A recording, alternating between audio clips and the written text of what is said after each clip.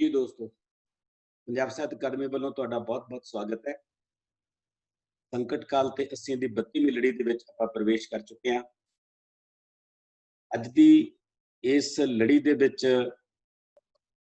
ਸਾਡੇ ਕੋਲੇ ਚਿੱਤਰਾਂ ਬਾਰੇ ਗੱਲਾਂ ਕਰਨ ਵਾਲੇ ਚਿੱਤਰਾਂ ਵਰਗੇ ਲੋਕ ਨੇ, ਜਿਹਦੇ ਵਿੱਚ ਸ਼ਾਮਲ ਨੇ ਸਵਰਨਜੀਤ ਸਵੀ ਜੀ, ਗੁਰਪ੍ਰੀਤ ਬਠਿੰਡਾ ਜੀ ਤੇ ਸਿਰਜਣਾ ਦੇ ਪਲਾਂ ਦੇ ਵਿੱਚ ਮੈਡਮ ਅਮਨਸੀਤ ਸਿੰਘ। ਤੇ ਸਾਡੇ ਨਾਲ ਸਾਡੇ ਪ੍ਰਧਾਨ ਡਾਕਟਰ ਸਰਬਜੀਤ ਕੌਰ ਸੋਹਲ। तो सब तो पहला तो मैं साडे इन्हां तिन्नां मेहमानां दा बहुत-बहुत स्वागत करदा। सभी जी तुहाडा बहुत-बहुत स्वागत है। अपना माइक ऑन कर लो जी तुसीं प्लीज़। तिन्ने स्पीकर साडे अपना माइक ऑन कर लो। हाँ जी, बहुत बहुत शुक्रिया जी। जी गुरप्रीत बठिंडा जी तुहाडा भी बहुत-बहुत स्वागत है। हाँ जी, बहुत-बहुत शुक्रिया जी। मैडम अमनसीत सिंह तुहाडा भी बहुत-बहुत स्वागत है जी। ਤੁਸੀਂ ਵੀ ਆਪਣਾ ਸਪੀਕਰ ਮੈਮ ਔਨ ਕਰ ਲਓ। ਤੁਹਾਡਾ ਸਪੀਕਰ ਮਿਊਟ ਤੇ ਹੈ। ਔਨ ਜੀ, ਸਵਾਗਤ ਹੈ ਜੀ। ਠੀਕ, ਸ਼ੁਕਰੀਆ ਜੀ, ਸ਼ੁਕਰੀਆ, ਮਿਹਰਬਾਨੀ।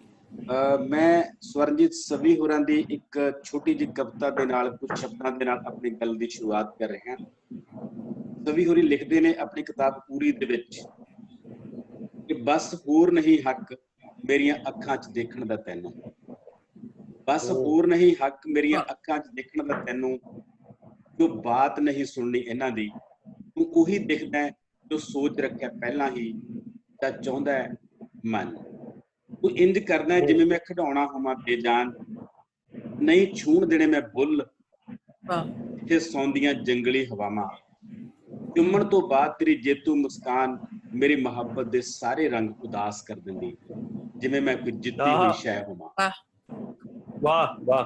तो दोस्तों थैंक यू, ਤੁਹਾਡਾ ਇੱਕ ਵਾਰੀ ਫਿਰ ਬਹੁਤ-ਬਹੁਤ ਸਵਾਗਤ। ਸਵਰਨਜੀਤ ਸਵੀ ਹੋਰੀ ਜਿਨ੍ਹਾਂ ਦੇ ਬੋਲ ਮੈਂ ਸਾਂਝੇ ਕੀਤੇ ਨੇ, ਇਹ ਸ਼ਬਦਾਂ ਤੇ ਚਿੱਤਰਾਂ ਦੋਨਾਂ ਮਾਧਿਅਮਾਂ ਰਾਹੀਂ ਗੱਲ ਕਰਨ ਵਾਲੇ ਇਨਸਾਨ ਨੇ।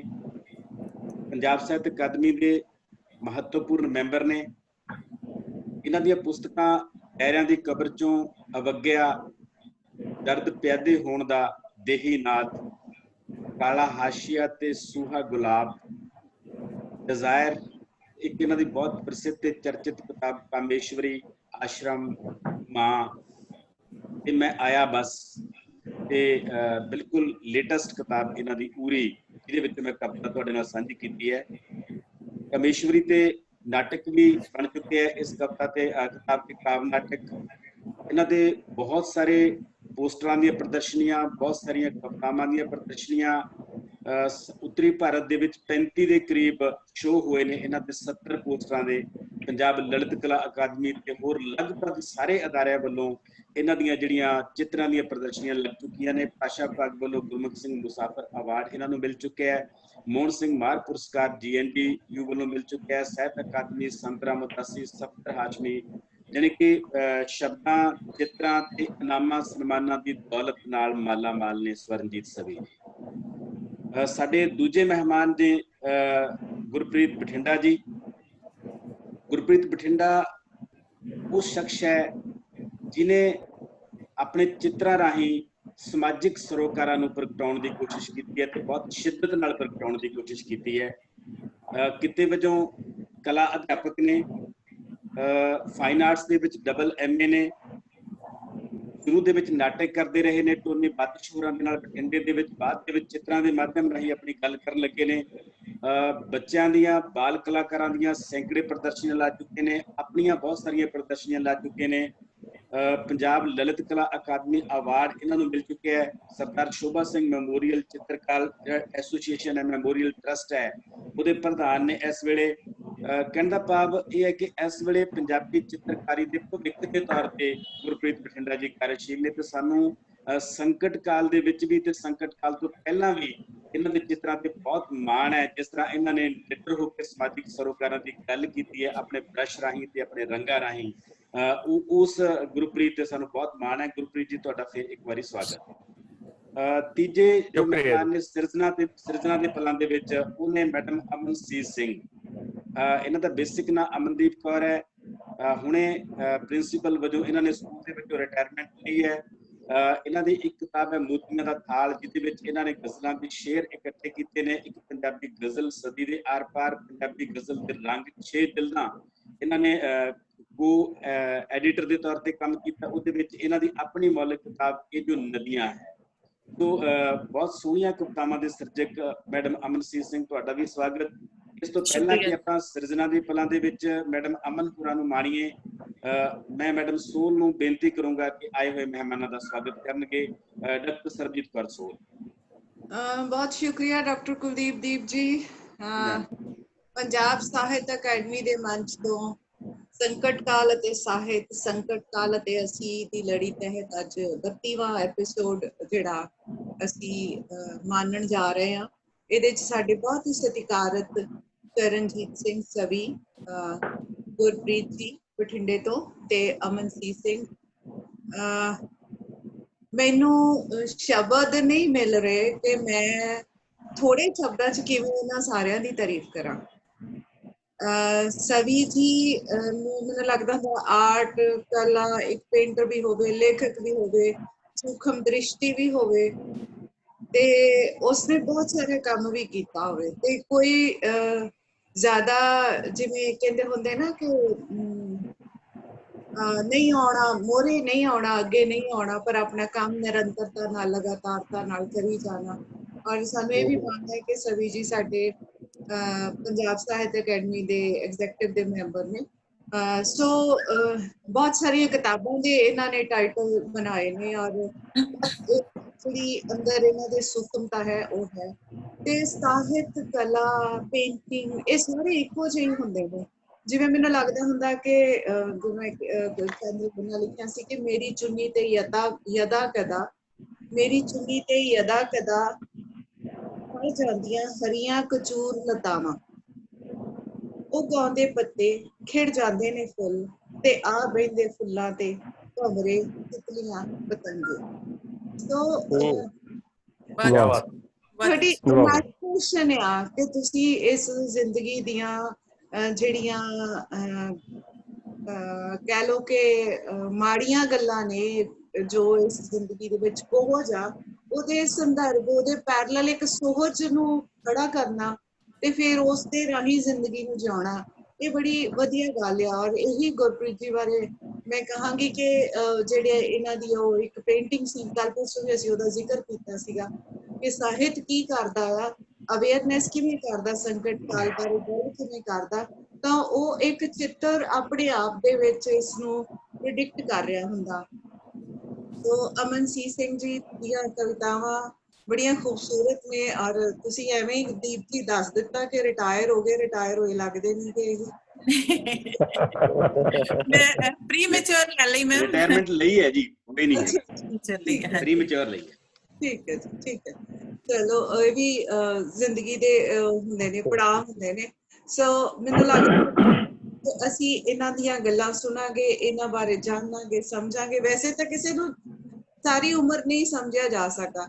ਮੈਂ ਸਵੀ ਜੀ ਦੇ ਬਾਰੇ, ਇਹਨਾਂ ਦੀ ਪੇਂਟਿੰਗ ਦੇਖੀ, ਇਹਨਾਂ ਦੀਆਂ ਕਿਤਾਬਾਂ ਪੜ੍ਹੀਆਂ ਔਰ ਉਹਦੇ ਬਾਰੇ ਪੇਪਰ ਵੀ ਲਿਖਿਆ, ਪਰ ਅਜੇ ਵੀ ਰਹਿੰਦਾ ਹੈ ਕਿ ਬਹੁਤ ਕੁਝ ਅਣਜਾਣਿਆ, ਅਣਪੜ੍ਹਿਆ, ਅਣਸੁਣਿਆ ਰਹਿ ਗਿਆ।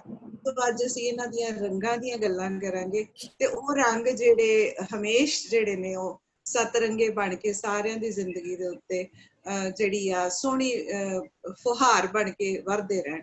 ਸੋ ਪੰਜਾਬ ਸਾਹਿਤ ਅਕੈਡਮੀ ਦੇ ਇਸ ਮੰਚ ਤੇ ਚਰਨਜੀਤ ਸਵੀ ਜੀ ਦਾ, ਗੁਰਪ੍ਰੀਤ ਜੀ ਬਠਿੰਡਾ ਤੋਂ ਤੇ ਅਮਨਸੀਤ ਸਿੰਘ ਜੀ ਦਾ ਤੇ ਨਾਲ ਕੁਲਦੀਪ ਦੀਪ ਜੀ ਦਾ, ਕਿਉਂਕਿ ਰੋਜ਼ ਇਸ ਸਾਰੇ ਪ੍ਰੋਗਰਾਮ ਨੂੰ ਆਰਗੇਨਾਈਜ਼ ਕਰਦੇ ਨੇ। ਬਹੁਤ ਬਹੁਤ ਸਵਾਗਤ। ਔਰ ਉਹ ਸਾਰੇ ਪਿਆਰੇ ਮਿੱਤਰਾਂ ਦਾ ਜਿਹੜੇ 8 ਵਜੇ ਦੀ ਟਿਕ ਤੇ ਅੜੇ ਹੁੰਦੇ ਨੇ ਔਰ ਪ੍ਰੋਗਰਾਮ ਸ਼ੁਰੂ ਹੁੰਦੇ ਆ ਨਾਲ ਸੁਨੇਹਾ ਸਾਨੂੰ ਆਉਣ ਲੱਗ ਜਾਂਦੇ ਨੇ ਤੇ ਸਾਡਾ 1 ਘੰਟਾ 1.5 ਘੰਟਾ ਬਣ ਗਿਆ ਹੁਣ, ਤੇ ਇਹ 1.5 ਘੰਟਾ ਵੀ ਕਿਵੇਂ ਲੰਘ ਜਾਂਦਾ ਪਤਾ ਨਹੀਂ ਲੱਗਦਾ। ਸੋ ਚਲੋ ਆਪਾਂ ਸੋਹਣੀਆਂ ਗੱਲਾਂ ਕਰੀਏ, ਰੰਗਾਂ ਦੀਆਂ ਗੱਲਾਂ ਕਰੀਏ, ਮੁਹੱਬਤ ਦੀਆਂ ਗੱਲਾਂ ਕਰੀਏ, ਜ਼ਿੰਦਗੀ ਦੀਆਂ ਗੱਲਾਂ।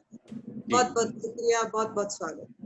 ਬਹੁਤ ਧੰਨਵਾਦ, ਸ਼ੁਕਰੀਆ। ਇਸ ਤੋਂ ਪਹਿਲਾਂ ਕਿ ਆਪਾਂ ਕਵਿਤਾਵਾਂ ਨੂੰ ਮਾਣੀਏ ਤੇ ਸਵਾਲ ਜਵਾਬਾਂ ਦਾ ਸਿਲਸਿਲਾ ਸ਼ੁਰੂ ਕਰੀਏ, ਮੈਂ ਤੁਹਾਨੂੰ, ਕਿਉਂਕਿ ਕੱਲ ਰੰਗਾਂ ਦੀ ਹੋ ਰਹੀ ਹੈ, ਕੱਲ ਚਿੱਤਰਾਂ ਦੀ ਹੋ ਰਹੀ ਹੈ ਤੇ ਚਿੱਤਰ ਦਾ ਮਾਧਿਅਮ ਅੱਖਾਂ ਹੁੰਦੀਆਂ ਨੇ, ਅੱਖਾਂ ਰਾਹੀਂ ਅਸੀਂ ਚਿੱਤਰਾਂ ਨੂੰ ਮੰਨਣਾ ਹੁੰਦਾ ਹੈ। ਤੇ ਮੈਂ ਤੁਹਾਡੇ ਅੱਖਾਂ ਲਈ ਕੁਝ ਮਸਾਲਾ ਪਰੋਸ ਰਿਹਾ। ਸਾਡੇ ਦੋਨਾਂ ਇਸ ਚਿੱਤਰਕਾਰਾਂ ਦੀਆਂ ਕੁਝ ਪੇਂਟਿੰਗਸ ਤੁਹਾਨੂੰ ਮੈਂ ਦਿਖਾ ਰਿਹਾ ਸਕਰੀਨ ਸ਼ੇਅਰ ਰਾਹੀਂ। ਪਹਿਲਾਂ ਆਪਾਂ ਉਹਨਾਂ ਨੂੰ ਦੇਖਾਂਗੇ ਤਾਂ ਕਿ ਸਾਡੇ ਦਰਸ਼ਕਾਂ ਨੂੰ ਸ਼ਾਇਦ ਉਹਨਾਂ 'ਚ ਬਹੁਤ ਸਾਰੇ ਪਹਿਲੀ ਵਾਰ ਸਵੀ ਹੋਰਾਂ ਨੂੰ ਤੇ ਗੁਰਪ੍ਰੀਤ ਹੋਰਾਂ ਨੂੰ ਮਿਲ ਰਹੇ ਹੋਣ, ਤਾਂ ਉਹਨਾਂ ਦੀਆਂ ਕੁਝ ਪੇਂਟਿੰਗਸ ਮੈਂ ਤੁਹਾਨੂੰ ਦਿਖਾ ਰਿਹਾ ਸਕਰੀਨ ਸ਼ੇਅਰ ਰਾਹੀਂ 1-2 ਮਿੰਟਾਂ ਦੇ ਵਿੱਚ। ਉਸ ਤੋਂ ਬਾਅਦ ਆਪਾਂ ਮੈਡਮ ਅਮਨਸੀਤ ਸਿੰਘ ਹੋਰਾਂ ਨੂੰ ਸੁਣਾਂਗੇ ਜੀ।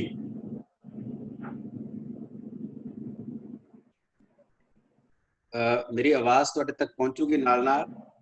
ਇਹ ਪੇਂਟਿੰਗ ਗੁਰਪ੍ਰੀਤ ਬਠਿੰਡਾ ਹੋਰਾਂ ਦੀ ਪੇਂਟਿੰਗ ਹੈ ਜਿਹੜੀ ਮੈਂ ਕਵਰ ਪੇਜ ਤੇ ਲਈ ਹੋਈ ਹੈ ਸਾਡੇ ਇਸ ਪਾਵਰ ਪੁਆਇੰਟ ਪ੍ਰੈਜੈਂਟੇਸ਼ਨ ਤੇ। ਜਿਹੜੀ ਪੇਂਟਿੰਗ ਨੇ ਇੱਕ ਤਸਵੀਰ ਨੇ ਲੱਖਾਂ ਸ਼ਬਦਾਂ ਨੂੰ ਚਿੱਤਰਤਾ ਤੁਹਾਡੇ ਸਾਹਮਣੇ।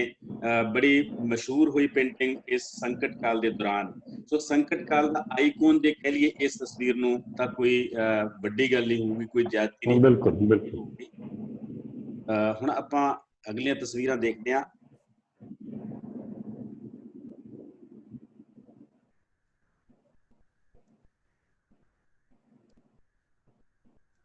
मूव नहीं कर रही। हाँ मैं कर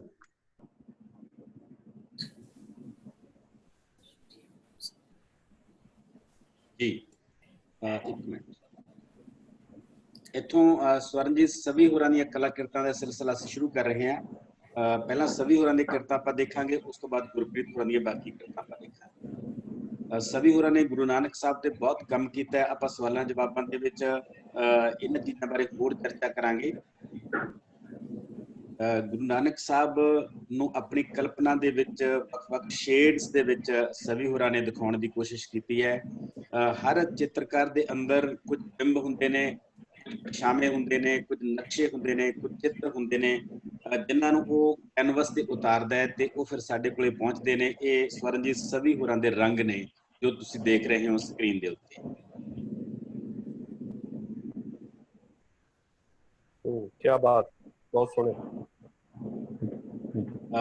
ਸਵੀ ਹੋਰਾਂ ਦਾ ਕੰਮ ਕੱਲਾ ਚਿੱਤਰਾਂ ਦਾ ਨਹੀਂ, ਕੱਲਾ ਸ਼ਬਦਾਂ ਦਾ ਨਹੀਂ, ਨਾਲ ਦੀ ਨਾਲ ਮੂਰਤੀ ਕਲਾ ਦੇ ਵਿੱਚ ਤੇ ਹੋਰ ਬਹੁਤ ਸਾਰੇ ਮਾਧਿਅਮਾਂ ਦੇ ਵਿੱਚ ਗੱਲ ਕਰਦੇ ਨੇ। ਇੱਕ ਬਹੁਤ ਸੋਹਣਾ ਨਮੂਨਾ ਜੋ ਤੁਸੀਂ ਦੇਖ ਰਹੇ ਹੋ ਸਵੀ ਹੋਰਾਂ ਦੀ ਕਲਾ ਦਾ।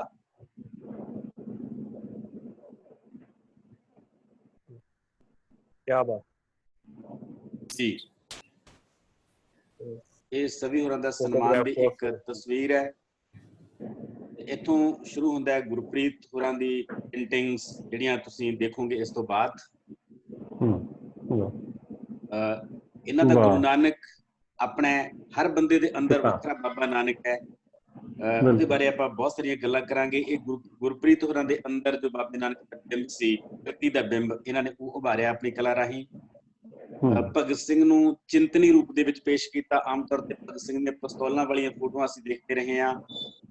ਇਹ ਸਾਡਾ ਪੰਜਾਬ ਹੈ ਜੋ ਖੁਦਕੁਸ਼ੀਆਂ ਦੇ ਰਸਤੇ ਤੇ ਸੰਕਟਾਂ ਦੇ ਰਸਤੇ ਤੇ ਹੈ ਤੇ ਅਸੀਂ ਉਸ ਪੰਜਾਬ ਤੋਂ ਲਾਹਾ ਲੈ ਰਹੇ ਹਾਂ ਸਿਆਸਤ ਦੇ ਵਿੱਚ ਤਾਂ ਹੋਰ ਰੂਪਾਂ ਦੇ ਵਿੱਚ, ਪਰ ਪੰਜਾਬ ਐਕਚੁਅਲੀ ਮਰ ਰਿਹਾ ਹੈ। ਦੇਸ਼ ਦੀ ਤਸਵੀਰ, ਦੇਸ਼ ਦੇ ਸਿਸਟਮ ਦੇ ਵੱਖ-ਵੱਖ ਰੰਗ ਨੇ ਇਹਨਾਂ ਪੇਂਟਿੰਗਸ ਦੇ ਵਿੱਚ ਕਿ ਕਿਸ ਤਰ੍ਹਾਂ ਅਸੀਂ ਪਸ਼ੂਆਂ ਨੂੰ ਤਾਂ ਤਰਜੀਹ ਦਿੰਦੇ ਹਾਂ ਪਰ ਬੰਦੇ ਮਰ ਰਹੇ ਹੁੰਦੇ ਨੇ। ਔਰਤ ਦੀ ਸਥਿਤੀ ਕੀ ਹੈ ਸਾਡੇ ਸਮਾਜ ਦੇ ਵਿੱਚ, ਕਿਹੜੇ ਕੰਟਰਾਡਿਕਸ਼ਨਸ ਨੇ, ਕਿਹੜੇ ਕਨਫਲਿਕਟਸ ਨੇ ਉਹਦੀ ਜ਼ਿੰਦਗੀ ਦੇ ਵਿੱਚ। ਤੇ ਇਹ ਵੀ ਇੱਕ ਰੰਗ ਹੈ ਸਾਡੀ ਸਿਆਸਤ ਦਾ ਕਿ ਜਦੋਂ ਸਾਡੇ ਕੋਲੇ ਕੋਈ ਹੋਰ ਮੁੱਦਾ ਨਹੀਂ ਹੁੰਦਾ ਹੈਗਾ ਤਾਂ ਫਿਰ ਅਸੀਂ ਨੀਰੋ ਵਾਂਗੂ ਬੰਸਰੀ ਵਜਾਉਂਦੇ ਆ। ਤੇ ਔਰਤ ਦੇ ਰੰਗ ਨੇ ਜਿਹੜੇ ਕਿ ਕਿਸ ਤਰ੍ਹਾਂ ਮਤਲਬ ਲੋਕ ਅਸੀਂ ਉਹਨਾਂ ਤੱਕ ਅਪਰੋਚ ਕਰਦੇ ਹਾਂ, ਇਹ ਵੀ ਇੱਕ ਸ਼ੇਡ ਹੈ ਉਹਨਾਂ ਦੀ ਔਰਤ ਦੀ ਜ਼ਿੰਦਗੀ ਦੀ। ਇੱਕ ਟਾਈਟਲ ਸਭੀ ਸਾਹਿਬ ਨੇ ਵੀ ਬਹੁਤ ਬਣਾਏ ਨੇ ਪਰ ਮੇਰੇ ਕੋਲ ਇਸ ਵੇਲੇ ਤਸਵੀਰ ਨਹੀਂ ਸੀ ਟਾਈਟਲ ਦੀ ਬਾਈ ਚਾਂਸ, ਪਰ ਇੱਕ ਮੇਰੀ ਕਿਤਾਬ ਦਾ ਟਾਈਟਲ ਇਹਨਾਂ ਨੇ ਬਣਾਇਆ ਸੀ ਗੁਰਪ੍ਰੀਤ ਹੋਰਾਂ ਨੇ।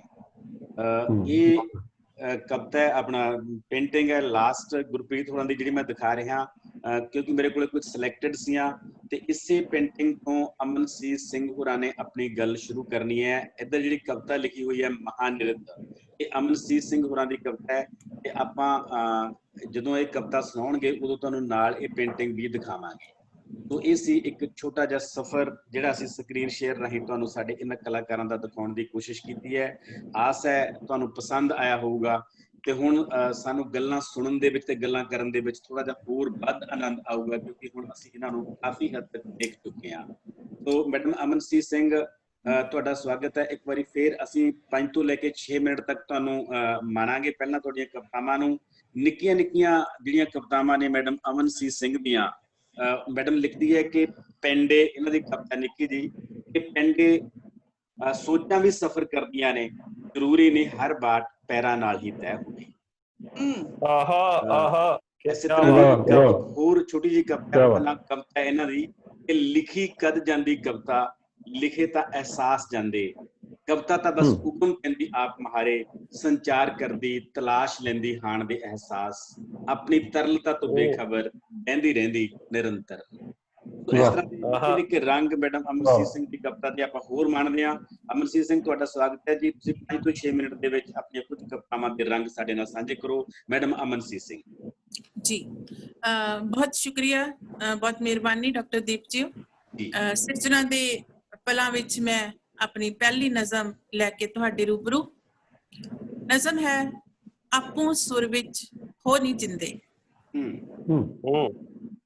खौरे किदियां वाटां जोहे, आपू सुर विच हो नहीं जिंदे, कण कण तेरा वंजली हो जाए, पोर पोर खुशबू नहीं जिंदे। क्या बात, वाह वाह वाह खौरे किदियां वाटां जोहे, आपू सुर विच हो नहीं जिंदे, कण कण तेरा वंजली हो जाए, पोर पोर खुशबू नहीं जिंदे। कुल आलम दियां तपशां हर लए, गीत अजेहा छो नहीं जिंदे, दूर ताई तेरा राह रुशनावे, मत्थे विचली लो नहीं जिंदे। कदे तां अपना मूल पछाणे, मन अथरा भुलो नहीं जिंदे, समय दे गल घट के बाही, नब्ज समय दी टो नहीं जिंदे। पंद अवैड़े सखने पल्ले, पंद अवैड़े सखने पल्ले, रंग मुहब्बती समो नहीं जिंदे, झूठ फरेब दे ला सुट कज्जन, खीवी खीवी खो नहीं जिंदे। वाह वाह वाह, खीवी खीवी हो नहीं, क्या बात है, वाह। जिस चक चढ़ना वो चक डाडा,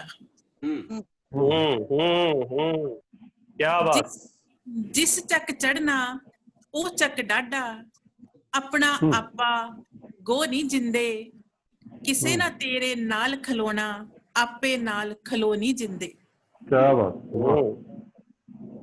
झूठियां कसमां झूठियां रस्मां, झूठी हर एक ढोनी जिंदे, जिस रांझन सब खेड रचाई, उस रांझन दी होनी जिंदे, कण कण तेरा वंजली हो जाए, पोर पोर खुशबू नहीं जिंदे, आपू सुर विच होनी जिंदे, आपू सुर विच होनी जिंदे। बहुत अच्छे, बहुत अच्छे। दूसरी नज़म जो मैं साझी करनी चाहूंगी, क्योंकि कैनवस दे च तेरे बैठे ने रंगां दियां बातां पैणियां ने, तां मैं जो नज़म लैके हाजिर हाँ वो है रंग। केही विचित्र रंगां दी, केही विचित्र दुनिया रंगां दी, रंग जो दिसदे असल विच ओ हुंदे नहीं, ते जो हुंदे ओ दिसदे नहीं। रंग जो दिसदे असल विच ओ हुंदे नहीं, ते जो हुंदे ओ दिसदे नहीं। जो सोख ले जांदे तत दी काया दे हर महीनतम अनु द्वारा, क्यों जो सोख ले जांदे तत दी काया दे हर महीनतम अनु द्वारा। रंगां दा ही काफला सूरज दी हर किरण, रंगां दा ही काफला सूरज दी हर किरण, तन रंग दी मन रंग दी जज़ब हो जांदी, रूह दे रेशे रेशे अंदर, बदल दिंदी समुची नुहार, रंग लैंदी अपने ही रंग च, रंग जो हुंदा जरूर पर दिसदा नहीं। केही विचित्र दुनिया रंगां दी, रंग जो दिसदे असल विच हुंदे नहीं, ते जो हुंदे ओ दिसदे नहीं। वाह वाह वाह, बहुत अच्छा, शुक्रिया। ਇੱਕ ਛੋਟੀ ਜਿਹੀ ਨਜ਼ਮ ਹੋਰ ਸਾਂਝੀ ਕਰਨ ਦੀ ਮੈਂ ਬੇਨਤੀ ਕਰਦੀ ਹਾਂ। ਔਰ ਇਹ ਜੋ ਨਜ਼ਮ ਹੈ, ਅਸਲ ਵਿੱਚ ਇਸ ਨਜ਼ਮ ਦੀ ਜਨਮਦਾਤੀ ਇੱਕ ਤਸਵੀਰ ਹੈ ਜੋ ਗੁਰਪ੍ਰੀਤ ਆਰਟਿਸਟ ਦੁਆਰਾ ਖਿੱਚੀ ਗਈ ਸੀ। ਉਸ ਤਸਵੀਰ ਨੂੰ ਦੇਖਦਿਆਂ ਇਹ ਨਜ਼ਮ ਹੋਂਦ ਵਿੱਚ ਆਈ। ਮੇਰੀ ਗੁਜ਼ਾਰਿਸ਼ ਹੈ ਡਾਕਟਰ ਦੀਪ ਜੀ ਨੂੰ ਕਿ ਉਹ ਤਸਵੀਰ ਨਾਲ ਅਗਰ ਸਕਰੀਨ ਤੇ ਸਾਂਝੀ ਕੀਤੀ ਜਾਵੇ ਤਾਂ। ਜੀ ਹਾਂ ਸੂਰਜ ਕੁੰਡ ਖਿੱਚੀ ਸੀ ਜੀ ਇਹ ਤਸਵੀਰ ਦਾ। ਹਾਂ ਜੀ ਹਾਂ। ਨਜ਼ਮ ਹੈ ਮਹਾਨਰਿਤ। ਥਈਆ ਥਈਆ ਤਾਲ ਸਿਰਜਦੀ ਜ਼ਖਮਾਂ ਵਿਚਲੀ ਟੀਸ। ਥਈਆ ਥਈਆ ਥਈਆ ਥਈਆ ਤਾਲ ਸਿਰਜਦੀ ਜ਼ਖਮਾਂ ਵਿਚਲੀ ਟੀਸ। ਛੱਟ ਪਟਾਉਂਦੀ ਸੰਵੇਦਨਾ ਭੁਰਦਾ ਕੁਝ ਅੰਦਰ ਨੱਚ ਉੱਠਦਾ ਪੈਰਾਂ ਵਿਚਲਾ ਭਾਂਬੜ। ਆਹਾ ਆਹਾ ਆਹਾ ਕਿਆ ਬਾਤ ਕਿਆ ਬਾਤ ਕਿਆ ਬਾਤ ਕਿਆ ਬਾਤ ਵਾਹ। ਥਈਆ ਥਈਆ ਤਾਲ ਸਿਰਜਦੀ ਜ਼ਖਮਾਂ ਵਿਚਲੀ ਟੀਸ। ਛੱਟ ਪਟਾਉਂਦੀ ਸੰਵੇਦਨਾ ਭੁਰਦਾ ਕੁਝ ਅੰਦਰ ਨੱਚ ਉੱਠਦਾ ਪੈਰਾਂ ਵਿਚਲਾ ਭਾਂਬੜ। ਸ਼ੋਰ ਅਤੇ ਮੌਨ ਦਾ ਟਕਰਾਅ। ਵਾਹ। ਸ਼ੋਰ ਅਤੇ ਮੌਨ ਦਾ ਟਕਰਾਅ। ਛਨ ਛਨਾਛਨ ਰੁਦਨ ਕਰਦੇ ਘੁੰਗਰੂ। ਛਨ ਛਨਾਛਨ ਰੁਦਨ ਕਰਦੇ ਘੁੰਗਰੂ। ਸਬਰ ਦੀ ਸਿਖਰ ਨਿਰੰਤਰ ਸੁਲਗਦੀ ਅੱਗ ਤੇ ਮਹਾਕੰਬਨੀ ਛੇੜਦਾ ਹੋ ਰਿਹਾ ਮਹਾਨਰਿਤ। ਹੋ ਰਿਹਾ ਮਹਾਨਰਿਤ। ਵਾਹ ਜੀ ਬਹੁਤ ਅੱਛਾ ਅਮਨ ਜੀ। ਅਮਨ ਮੈਡਮ ਬਹੁਤ ਬਹੁਤ ਧੰਨਵਾਦ ਤੁਹਾਡਾ। ਇਸੇ ਤਰ੍ਹਾਂ ਤੁਹਾਡੇ ਸ਼ਬਦ ਤੁਹਾਡੇ ਖਿਆਲਾਤ ਨੂੰ ਪ੍ਰਗਟਾਉਂਦੇ ਰਹਿਣ ਤੇ ਤੁਸੀਂ ਹੋਰ ਵੀ ਸੋਹਣੀਆਂ ਕਵਿਤਾਵਾਂ ਅਗਲੀ ਕਿਤਾਬ ਰਾਹੀਂ ਤੇ ਫੇਸਬੁੱਕ ਰਾਹੀਂ ਸਾਡੇ ਨਾਲ ਸਾਂਝੀਆਂ ਕਰਦੇ ਰਹੋ। ਤੁਹਾਡਾ ਬਹੁਤ ਬਹੁਤ ਧੰਨਵਾਦ ਜੀ।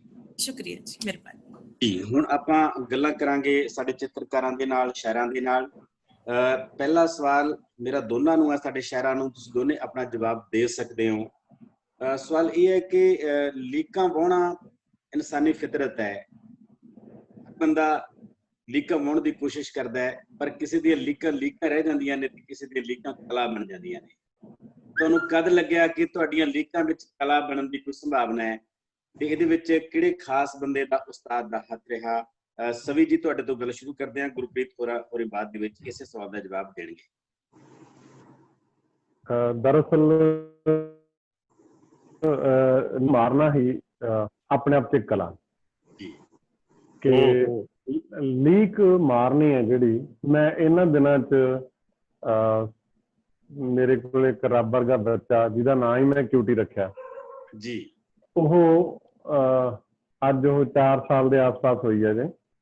ਤੇ ਮੇਰੇ ਘਰ ਦੇ ਸਾਰੇ ਕਮਰਿਆਂ ਦੀਆਂ ਸਾਰੀਆਂ ਕੰਧਾਂ ਉਹਦੀ ਕੈਨਵਸ ਨੇ। ਕਿਆ ਬਾਤ ਹੈ, ਕਿਆ ਬਾਤ ਹੈ। ਗੁੱਡ। ਤੇ ਉਹਦੇ ਕੋਲੇ ਜੋ ਵੀ ਮੀਡੀਅਮ ਹੋਵੇ, ਉਹਦੇ ਹੱਥ ਪੈਨਸਲ ਹੋਵੇ, ਬ੍ਰਸ਼ ਹੋਵੇ, ਅਕ੍ਰੈਲਿਕ ਕੋਈ ਵੀ ਕਲਰ ਹੋਵੇ, ਚੌਕ ਹੋਣ, ਤੇ ਉਹ ਕੁਛ ਨਾ ਕੁਛ ਬਣਾਉਂਦੀ ਰਹਿੰਦੀ ਹੈ ਜੀ। ਤੇ ਸ਼ੁਰੂ 'ਚ ਉਹਨੇ ਲਕੀਰਾਂ ਮਾਰੀਆਂ ਤੇ ਮੈਂ ਉਹਨੂੰ ਐਪਰੀਸ਼ੀਏਟ ਕੀਤਾ। ਜਾਂ ਨੈਚੁਰਲੀ ਤੁਸੀਂ ਉਹਨੂੰ ਉਹ ਸਾਰੇ ਪ੍ਰੋਸੈਸ ਨੂੰ ਦੇਖਦੇ ਹੋ ਨਾ ਕਿ ਬੱਚਾ ਇੱਕ ਉਹਦੇ ਵਿਜ਼ਨ 'ਚ ਕੀ ਹੈ, ਤੁਸੀਂ ਉਹਨੂੰ ਫੋਲੋ ਕਿਵੇਂ ਕਰਦੇ ਹੋ, ਤੁਸੀਂ ਉਹਨੂੰ ਕਿਵੇਂ ਸਮਝਦੇ ਹੋ ਜੀ।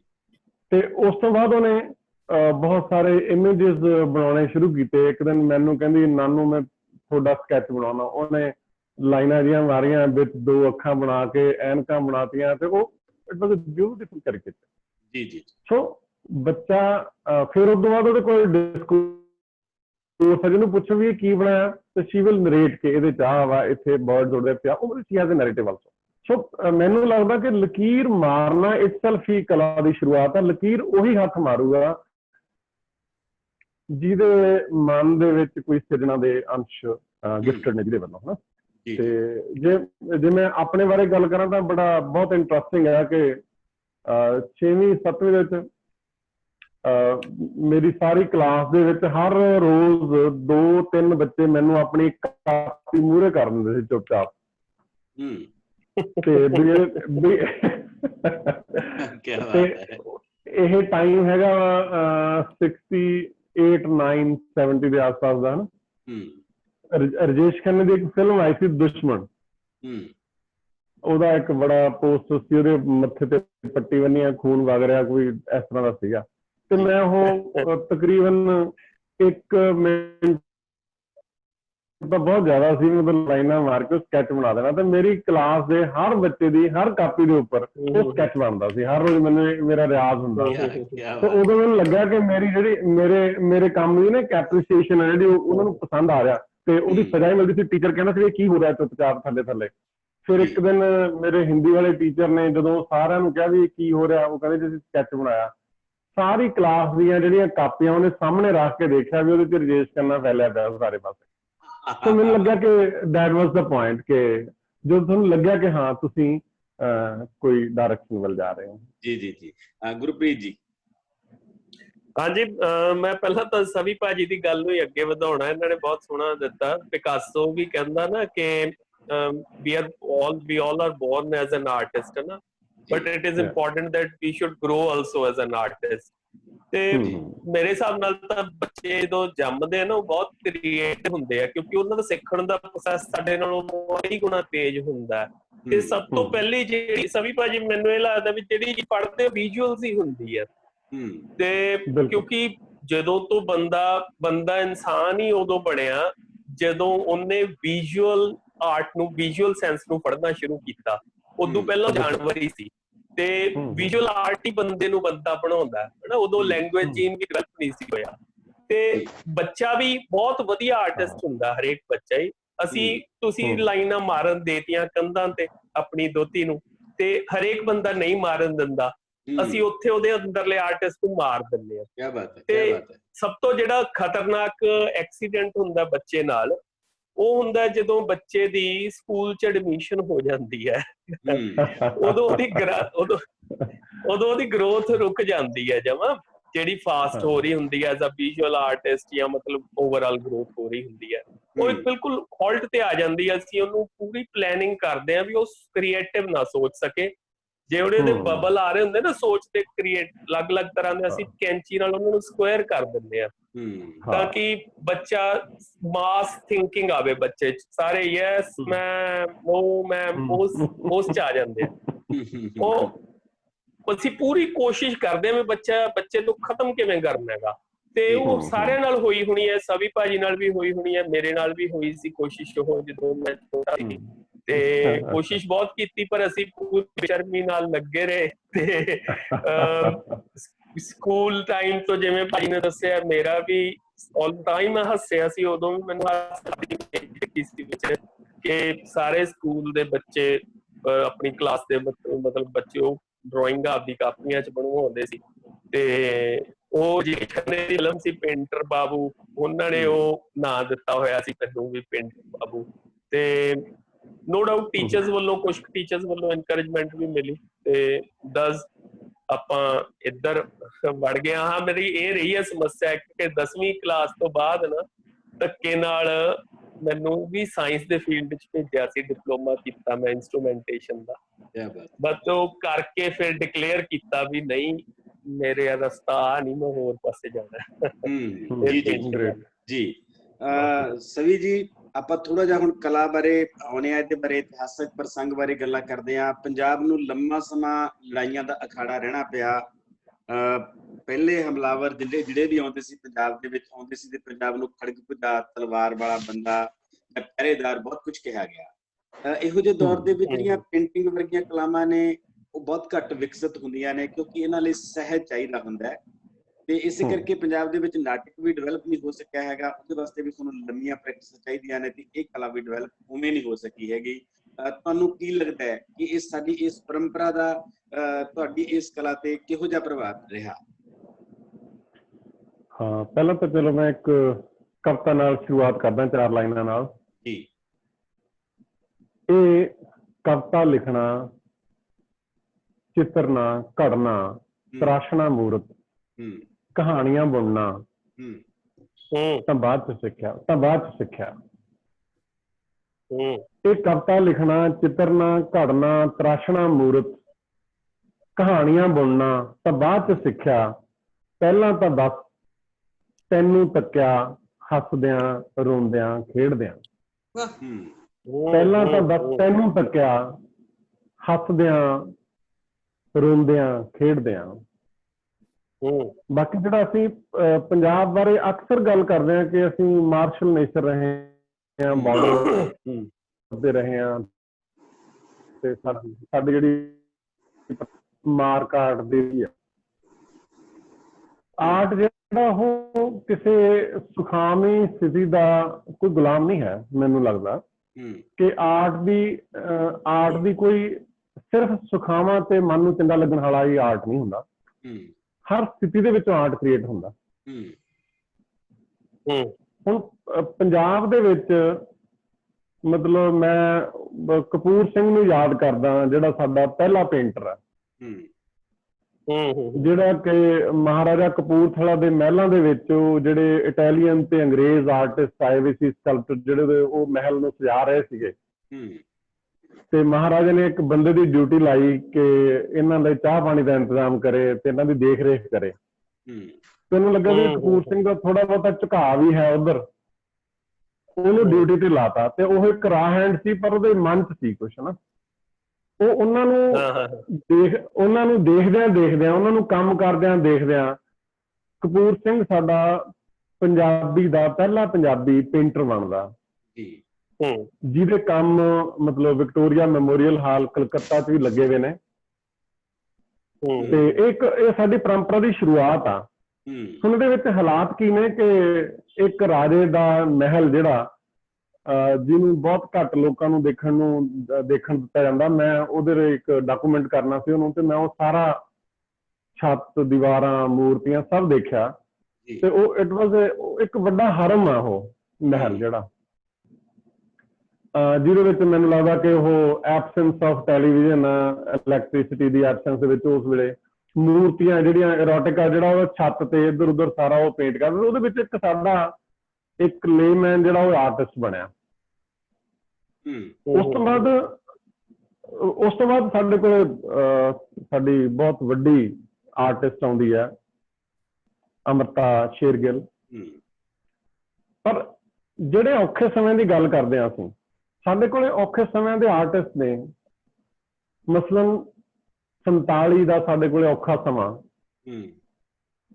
ਤੇ ਉਹਦੇ ਵਿੱਚ ਸਤੀਸ਼ ਗੁਜਰਾਲ ਪੇਂਟਿੰਗ ਕਰਦਾ। ਸਤੀਸ਼ ਗੁਜਰਾਲ ਮਤਲਬ ਮਰਦ ਤੇ ਔਰਤ ਦੋਨਾਂ ਮਨਾਂ ਦੀ ਉਹ ਜਿਹੜੀ ਕਰਾਈ ਹੈ, ਜਿਹੜੀ ਉਹ ਹੈਲਪਲੈਸਨੈਸ ਹੈ, ਜਿਹੜੇ ਚ ਉਹ ਮਤਲਬ ਦਰੜੇ ਜਾਂਦੇ ਆ, ਦੜੇ ਜਾ ਰਹੇ ਆ, ਜਿਹਦੇ ਚ ਉਹਨਾਂ ਦਾ ਕੋਈ ਮੁੱਲ ਹੀ ਨਹੀਂ ਹੈ, ਉਹਨਾਂ ਦੀ ਕੋਈ ਵਰਥ ਨਹੀਂ ਹੈ। ਉਸ ਜਿਹੜੀ ਉਹ ਕਰਾਈ ਹੈ ਜਿਹੜੀ, ਉਹਨੂੰ ਸਤੀਸ਼ ਗੁਜਰਾਲ ਨੇ ਪੇਂਟ ਕੀਤਾ। ਤੇ ਉਹ ਸਾਡੇ ਕੋਲੇ 47 ਦੇ ਵਿੱਚ ਨਾਵਲ ਲਿਖੇ ਗਏ, ਕਹਾਣੀਆਂ ਲਿਖੀਆਂ ਗਈਆਂ।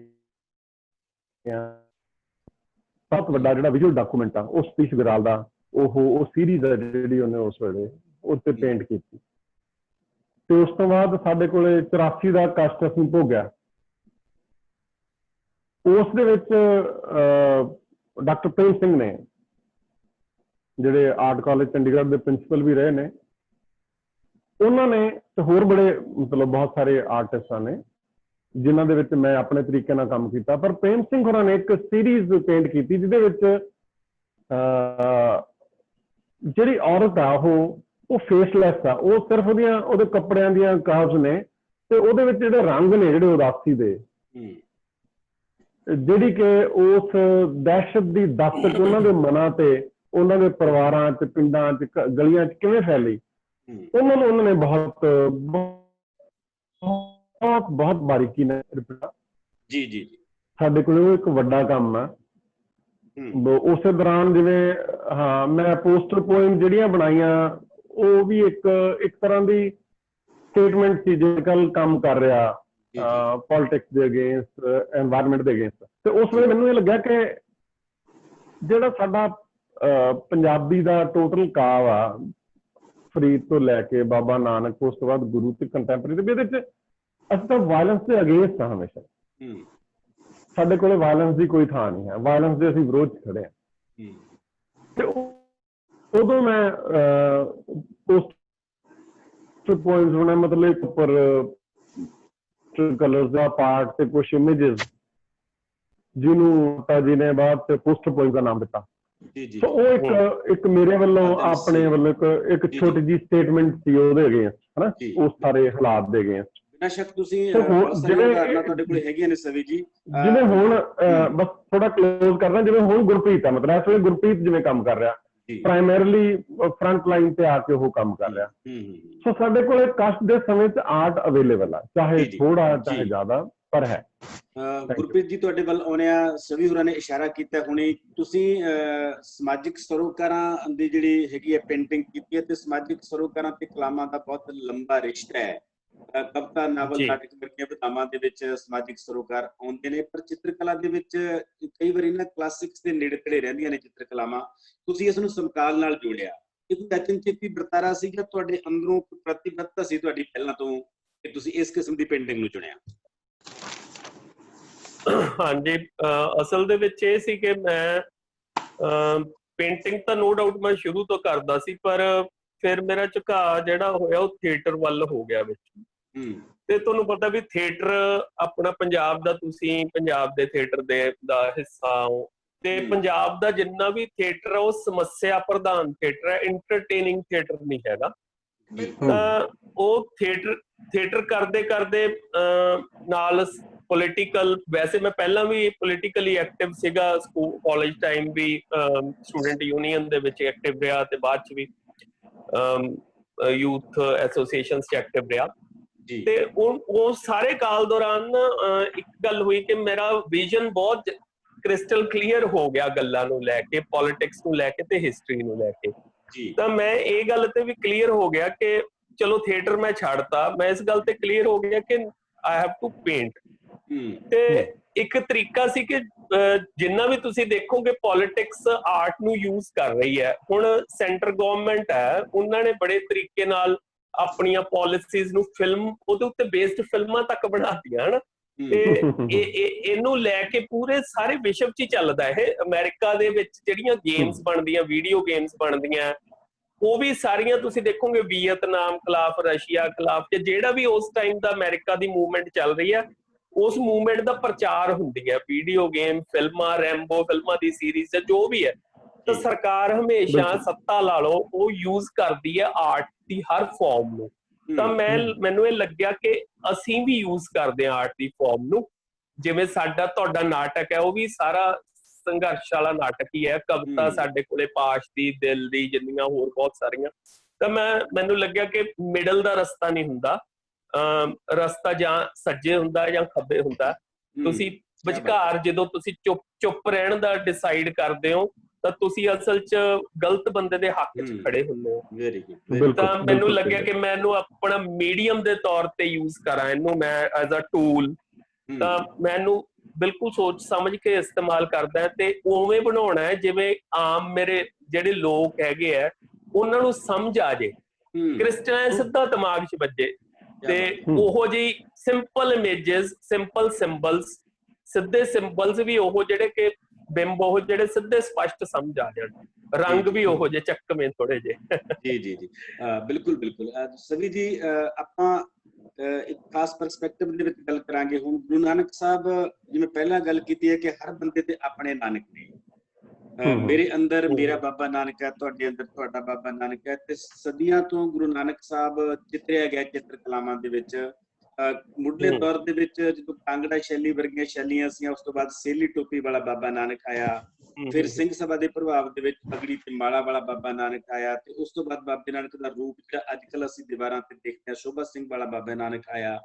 ਤੇ ਉਸ ਤੋਂ ਬਾਅਦ ਹੁਣ ਤੁਹਾਡਾ, ਜਦੋਂ ਤੁਸੀਂ ਬਾਬੇ ਨਾਨਕ ਨੂੰ ਚਿਤਰਿਆ ਜਾਂ ਗੁਰਪ੍ਰੀਤ ਹੋਰਾਂ ਨੇ ਚਿਤਰਿਆ, ਤੁਹਾਡੀ ਇਮੇਜ ਬਿਲਕੁਲ ਵੱਖਰੀ ਸੀ।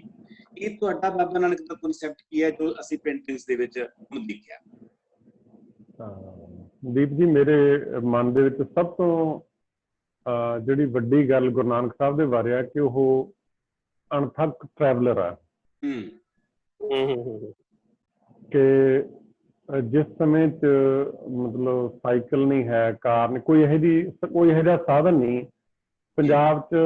ਘੋੜਾ ਵੀ ਉਸ ਵੇਲੇ ਅਜੇ ਪੂਰੀ ਤਰ੍ਹਾਂ ਆਮ ਲੋਕਾਂ ਤੱਕ ਨਹੀਂ ਪਹੁੰਚਿਆ ਸੀ, ਖੱਚਰ ਸੀ ਪੰਜਾਬ 'ਚ। ਗੁਰੂ ਨਾਨਕ ਸਾਹਿਬ ਪੈਦਲ ਚੱਲਦੇ ਨੇ, 40,000 ਮੀਲ ਉਹ 28 ਸਾਲਾਂ ਦੇ ਵਿੱਚ ਸਫ਼ਰ ਕਰਦੇ ਆ। ਜੇ ਅਸੀਂ ਚਲੋ ਐਵਰੇਜ ਵੀ ਲਾ ਲਈਏ ਤੇ ਮੈਨੂੰ ਲੱਗਦਾ 4 ਮੀਲ 4-5 ਮੀਲ ਪਰ ਡੇ ਗੁਰੂ ਨਾਨਕ ਸਾਹਿਬ ਚੱਲਦੇ ਆ। ਜੀ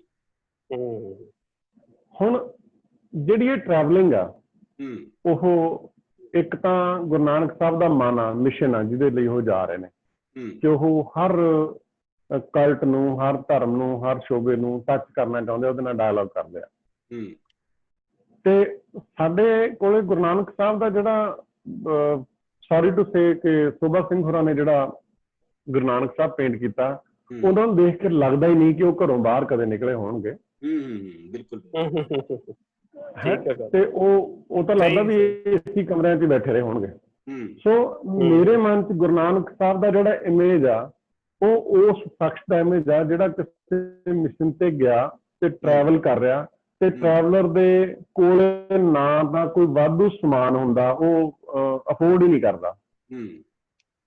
ਮਤਲਬ ਇਹ ਨਹੀਂ ਵੀ ਗੁਰੂ ਨਾਨਕ ਸਾਹਿਬ ਕੋਈ ਟੈਚੀ ਕੱਪੜਿਆਂ ਦਾ ਨਾਲ ਲੈ ਗਏ ਜਾਂ ਖਾਣ ਦਾ ਕੋਈ ਸਮਾਨ ਲੈ ਗਏ, ਇੱਕ ਲੋਟਾ ਤੇ ਕੱਪੜਾ ਤੇ ਖੜਾਵਾਂ ਨੇ, ਹਨਾ। ਸੋ ਉਹਨਾਂ ਦੇ ਕੋਲੇ ਵਾਧੂ ਨਾ ਭਾਰ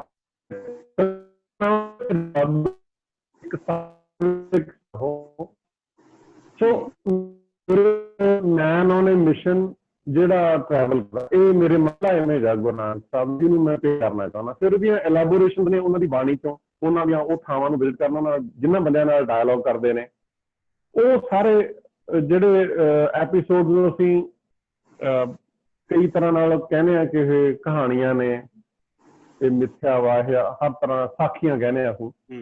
ਪਰ ਮੈਨੂੰ ਲੱਗਦਾ ਜਿਹੜਾ ਇਹ ਜਿਹੜੀਆਂ ਸਾਖੀਆਂ ਨੇ ਉਹਨਾਂ ਦੇ ਵਿੱਚ ਬਹੁਤ ਖੂਬਸੂਰਤ ਗੱਲਾਂ ਨੇ ਜਿਨ੍ਹਾਂ ਨੂੰ ਅਸੀਂ ਕੋਈ ਐਵੇਂ ਸਿਧਾਂਤਕਾਰੀ ਦੇ ਵਿੱਚ ਪਾਈਏ ਜਾਂ ਹੋਰ, ਉਹ ਵੱਖਰੀ ਗੱਲ ਆ। ਪਰ ਇੱਕ ਬੰਦਾ ਜਦੋਂ ਜਾ ਰਿਹਾ ਤੇ ਉਹ ਕਿਸ ਤਰ੍ਹਾਂ ਕੰਮ ਕਰ ਰਿਹਾ, ਕਿਸ ਤਰ੍ਹਾਂ ਦੀਆਂ ਥਾਵਾਂ ਤੇ ਜਾ ਰਿਹਾ, ਕਿੰਨੀ ਦੂਰ ਦੂਰ ਤੱਕ ਜਾ ਰਿਹਾ, ਕਿ ਮਤਲਬ ਪਹਾੜਾਂ ਵਾਲੇ ਪਾਸੇ ਜਾਂਦੇ ਤਾਂ ਬਹੁਤ ਦੂਰ ਜਾਂਦੇ ਆ, ਬਗਦਾਦ ਵੱਲ ਜਾਂਦੇ ਆ, ਦੱਖਣ ਵੱਲ ਜਾਂਦੇ ਆ, ਤੇ ਕਿੰਨੀ ਦੂਰ ਦੂਰ ਟਰੈਵਲ ਕੀਤਾ ਉਹਨਾਂ ਨੇ, ਕਿੰਨਾ ਲੰਬਾ ਲੰਬਾ ਸਮਾਂ ਘਰੋਂ ਬਾਹਰ ਰਹਿੰਦੇ ਆ, ਤੁਰਦੇ ਨੇ।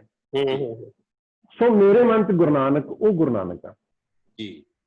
ਸੋ ਉਹਦੇ ਵਿੱਚ ਮੈਂ ਗੁਰੂ ਨਾਨਕ ਸਾਹਿਬ ਦੀਆਂ ਪੇਂਟਿੰਗ 'ਚ ਔਰਾ ਨਹੀਂ ਬਹੁਤ, ਜਿਵੇਂ ਆਮ ਤੌਰ ਤੇ ਬੈਕਗਰਾਊਂਡ 'ਚ ਔਰਾ ਵੱਡਾ ਬਣਾਉਂਦੇ ਆ, ਨਹੀਂ, ਉਹ ਤਾਂ ਕਿਰਤ ਦੇ ਬੰਦੇ ਨੇ, ਉਹ ਤਾਂ ਮੂਵ ਕਰਦੇ ਨੇ, ਉਹੀ ਉਹਨਾਂ ਦਾ ਰੂਪ ਆ। ਜੇ ਅਸੀਂ ਇਸ ਰੂਪ ਨੂੰ ਸਵੀਕਾਰਦੇ ਹਾਂ ਤਾਂ ਹੀ ਗੁਰੂ ਨਾਨਕ ਸਾਡੇ ਨੇੜੇ ਤੇੜੇ ਹੁੰਦਾ, ਤਾਂ ਹੀ ਅਸੀਂ ਉਹਦੇ ਨਾਲ ਕੋਈ ਸਾਂਝ ਪਾਉਂਦੇ ਹਾਂ।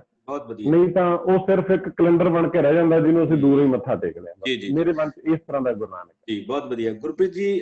ਸਾਡੀਆਂ ਮਾਵਾਂ, ਦਾਦੀਆਂ, ਨਾਨੀਆਂ ਕੰਧੋਲੀਆਂ ਤੇ ਆਪਣੇ ਸੁਪਨਿਆਂ ਦੇ ਮੋਰ ਬਣਾਉਂਦੀਆਂ ਸੀ, ਕਦੇ ਸਾਂਝੀ ਮਾਈ ਦੀ ਫੋਟੋ ਬਣਾਉਂਦੀਆਂ ਸੀਆਂ, ਹਾਰੇ ਲਿਪਦੀਆਂ ਸੀਆਂ, ਬਾਗ ਫੁਲਕਾਰੀਆਂ ਪੱਖੀਆਂ ਵੀ ਇਹਦੇ ਵਿੱਚ ਆ ਜਾਂਦੀਆਂ ਨੇ। ਉਹਨਾਂ ਕੋਲੇ ਇਹ ਸੋਚ ਕਿਵੇਂ ਤੇ ਕਿੱਥੋਂ ਆਉਂਦਾ, ਕਿੱਥੋਂ ਟ੍ਰੇਨਿੰਗ ਮਿਲਦੀ ਹੈ, ਕੋਈ ਜਨਮਜਾਤ ਹੁੰਦਾ ਉਹਨਾਂ ਕੋਲੇ?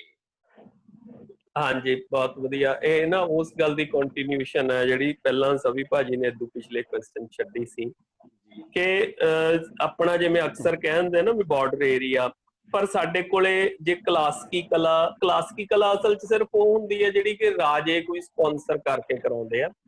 ਤਾਂ ਕਿਉਂਕਿ ਸਾਡੇ ਕੋਈ ਰਾਜੇ ਆਪਣੇ ਹੈ ਨਹੀਂ ਸੀ ਰਹੇ, ਤਾਂ ਕਰਕੇ ਜਦੋਂ ਹੋਏ ਮਹਾਰਾਜਾ ਰਣਜੀਤ ਸਿੰਘ ਹੋਣਾ ਨੇ, ਉਦੋਂ ਸਿੱਖ ਸਕੂਲ ਆਫ ਆਰਟ ਸਾਡੇ ਡਿਵੈਲਪ ਹੋਇਆ।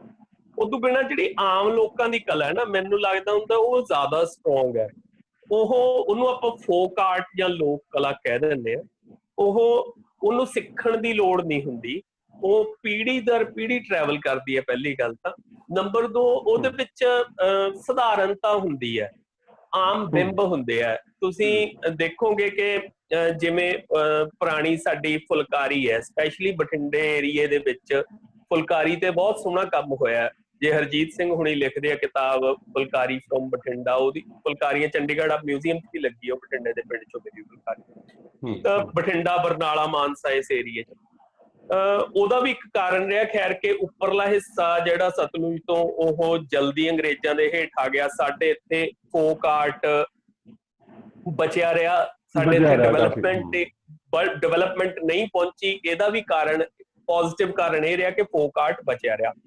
ਉਹਦਾ ਜਿਵੇਂ ਔਰਤ ਹੈ, ਉਹਨੇ ਹੁਣ ਆਪਣੀਆਂ ਭਾਵਨਾਵਾਂ ਦਿਖਾਉਣੀਆਂ, ਉਹਦੇ ਚਾਰ ਦੀਵਾਰੀ 'ਚ ਹੀ ਰਹਿਣਾ, ਉਹਨੇ ਉਹ ਬਾਹਰ ਨਹੀਂ ਜਾ ਸਕਦੀ, ਤਾਂ ਰੰਗ ਵੀ ਉਹਦੇ ਕੋਲੇ ਲਿਮਟਡ ਹੀ ਹੈ। ਤਾਂ ਉਹਨੇ ਫਿਰ ਕਿਵੇਂ ਦਿਖਾਉਣਾ, ਕਿਵੇਂ ਆਪਦੇ ਆਲੇ ਦੁਆਲੇ ਨੂੰ ਖੂਬਸੂਰਤ ਬਣਾਵੇ? ਫਿਰ ਉਹ ਘਰ 'ਚ ਹੀ ਜਿਹੜੇ ਰੰਗ ਹੁੰਦੇ ਸੀ ਉਹਨਾਂ ਨਾਲ ਹੀ ਕੰਧਾਂ ਦੇ ਉੱਤੇ ਐਬਸਰਡ ਇਮੇਜਸ ਕ੍ਰੀਏਟ ਕਰਦੀ ਸੀ, ਆਪਦਾ ਹਸਬੈਂਡ ਦਿਖਾਉਂਦੀ, ਨਾਲ ਸ਼ੇਰ ਦਿਖਾਉਂਦੀ, ਉਹਨੂੰ ਮਤਲਬ ਸਿੰਬੋਲਿਕਲੀ ਸ਼ੇਰ ਦੇ ਤੌਰ ਤੇ ਆਪਦੇ ਘਰ ਵਾਲੇ ਨੂੰ ਦਿਖਾਉਂਦੀ ਸੀ। ਤੇ ਉਹ ਬੜੀ ਸਿੱਧੀਆਂ ਇਮੇਜਸ, ਉਹਦੇ ਚ ਕੋਈ ਹੁਣ ਵੈਸਟ ਵਾਲੇ ਬਾਅਦ ਚ ਕਰਨ ਲੱਗੇ ਜਾਂ ਮਤਲਬ ਜਿਹੜੇ ਮਾਡਰਨ ਆਰਟ ਮੂਵਮੈਂਟ ਬਾਅਦ ਚ ਆਈ ਹੈ, ਸਾਡਾ ਸਾਰਾ ਫੋਕ ਆਰਟ ਹੈ ਜਿਹੜਾ ਉਹ ਮਾਡਰਨ ਹੀ ਹੈ। ਤੁਸੀਂ ਦੇਖੋ ਕਿ ਜਿਵੇਂ ਗੋਗਨ ਜਦੋਂ ਕਰਦਾ ਪੇਂਟ ਤਾਂ ਉਹ ਹੇਤੀ ਵਾਲੇ ਫੋਕ ਆਰਟ ਨੂੰ ਚੱਕਦਾ ਹੈਨਾ, ਤੇ ਸਾਡੇ ਵੀ ਫੋਕ ਆਰਟ ਨੂੰ ਬਹੁਤ ਸਾਰੇ ਆਰਟਿਸਟਾਂ ਨੇ ਚੱਕ ਕੇ ਪੇਂਟ ਕੀਤਾ। ਸਿਖਾਉਣ ਦੀ ਤਾਂ ਲੋੜ ਹੀ ਨਹੀਂ ਸੀ, ਉਹ ਤਾਂ ਅੰਦਰੋਂ ਨਿਕਲਦਾ ਸੀਗਾ ਸਧਾਰਨ। ਕੀ ਬਾਤ, ਬਿਲਕੁਲ ਬਿਲਕੁਲ। ਜਿਵੇਂ ਤੁਸੀਂ ਫੁਲਕਾਰੀ ਦੇਖੋ, ਲੋਕ ਬੋਲੀਆਂ, ਫੁਲਕਾਰੀ ਦੇਖੋ, ਫੁਲਕਾਰੀ ਦਾ ਜਿਹੜਾ ਆਰਟ ਹੈ ਉਹ ਪਹਿਲੀ ਗੱਲ ਤਾਂ ਜਿਹੜਾ ਕੱਪੜਾ ਆਪ ਘਰੇ ਕਪਾਹ ਜਿਹੜੀ ਹੁੰਦੀ ਸੀ ਉਹਦੇ ਜਿਹੜਾ ਖੱਡੀ ਤੇ ਉਹਨੇ ਬੁਣ ਕੇ ਸਾਰਾ, ਫਿਰ ਕੱਪੜਾ ਵੀ ਆਪ ਹੀ ਹਨਾ ਬਣਾਇਆ, ਫਿਰ ਰੰਗਣਾ ਵੀ ਆਪ ਸੱਕ ਦੇ ਵਿੱਚ ਹਨਾ, ਜਿਹੜਾ ਕਿੱਕਰ ਦੇ ਸੱਕ ਦੇ ਨਾਲ, ਤੇ ਫਿਰ ਉਹਦੇ ਉੱਤੇ ਬਸ ਸਿਰਫ ਜਿਹੜਾ ਧਾਗੇ ਰੇਸ਼ਮੀ ਉਹ ਹਸਬੈਂਡ ਲੈ ਕੇ ਆਉਂਦਾ ਜਦੋਂ ਕਿਤੇ ਮੇਲੇ ਤੇ ਜਾਂਦਾ। ਉਹਦੇ ਬੜੀ ਪੁਰਾਣੀ ਵੀਡੀਓ ਪਈ ਆ ਬਲੈਕ ਐਂਡ ਵਾਈਟ, ਉਹਦੇ ਵਿੱਚ ਬੰਦਾ ਮੇਲੇ ਤੇ ਸ਼ਹਿਰ ਜਾਂਦਾ ਤਿਆਰ ਹੋ ਕੇ, ਉੱਥੋਂ ਫਿਰ ਧਾਗੇ ਧੁੱਗੇ ਸਮਾਨ ਲਿਆ, ਤੇ ਉਹ ਸਾਰੇ ਦਾ ਸਾਰਾ ਓਰੀਜਨਲ ਆਰਟ ਹੈ।